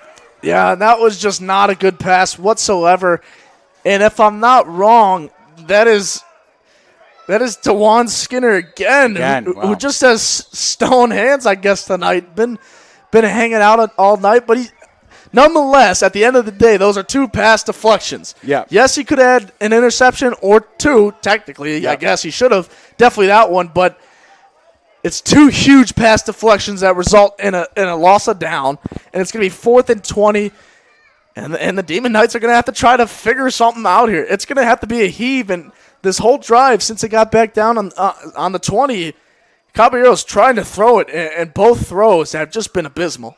Well, and I go back to what I said before, and I know the Demon Knights got away with one a little earlier on the drive that they scored the touchdown on, but, their ability to, get 2nd and long, 3rd and long, and to get out of those jams, it's not good.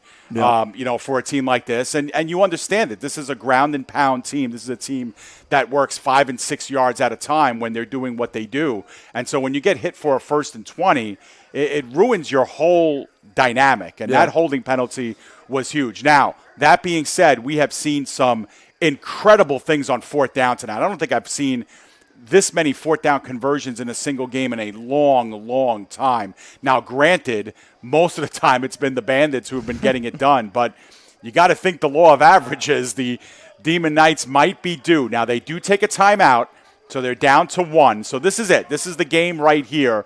Conceivably, can they get a first down without scoring? Yes.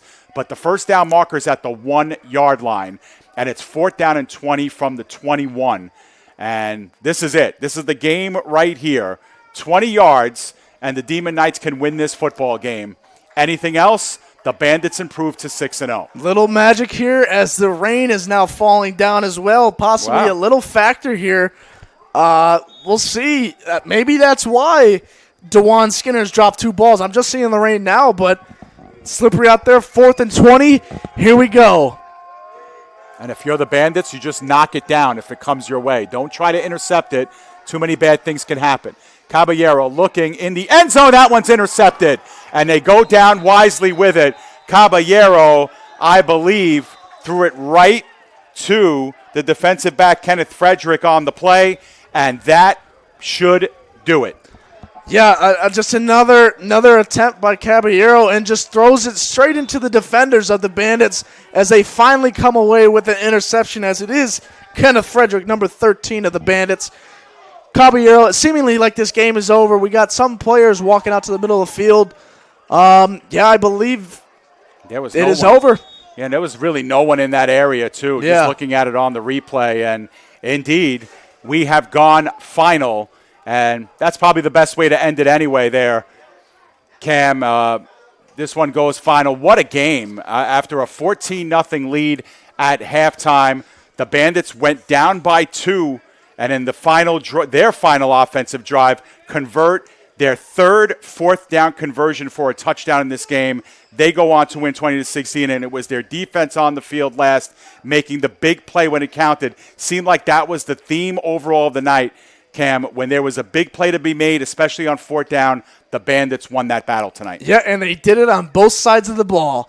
They stopped the Demon Knights offense on 4th down multiple times, the Bandits defense. Then you take it onto the offensive side of the ball. Ugarte and their offense, they succeeded heavily, scored 3 touchdowns on 4th down, Dave. Incredible showing from Ugarte and the Bandits. They got a little loose and shaky at some points, but they honed in and ended up winning this game.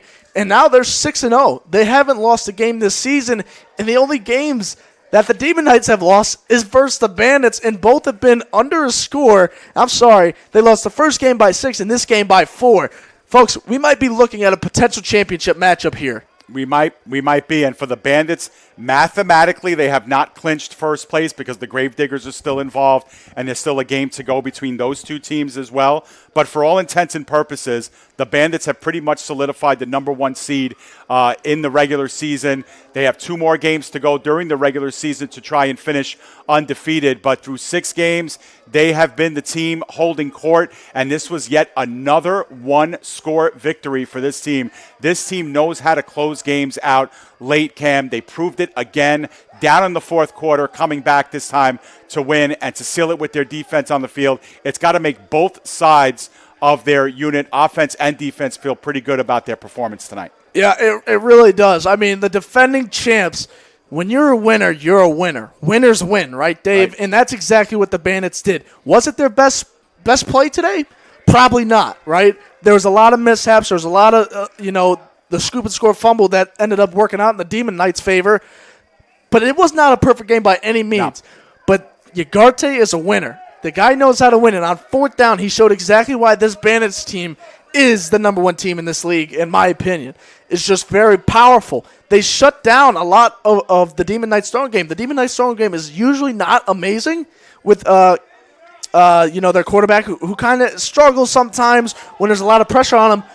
But then again, we saw a lot of good play from both teams. It really was a very good game. And for me, I think in the foreseeable future, they will meet again, and it will be in the championship. All right, we'll see if that plays out, but that'll do it for us here from New Rochelle, New York. Once again, your final score, the New York Bandits 20 and the Empire State Demon Knights 16. We want to thank everybody affiliated with the Elite Football Alliance for setting us up here today, the great folks at the Joseph F. Facina facility for getting us off the ground here and getting us situated in the press box, for our camera operator, Alex Paramethis, for Cameron Williams. My name is David Pizzuto, wishing you a great rest of the evening and a great rest of the weekend. Reminder, coming up at about 10:30-ish, the second half of our doubleheader, the Jersey Sharks are taking on the New Jersey Eagles in MLF Elite action. Be sure to check that out on PDF Sportsnet in just a few minutes or so. But for now, we've gone final here. The Bandits improved to 6-0 with a 20-16 win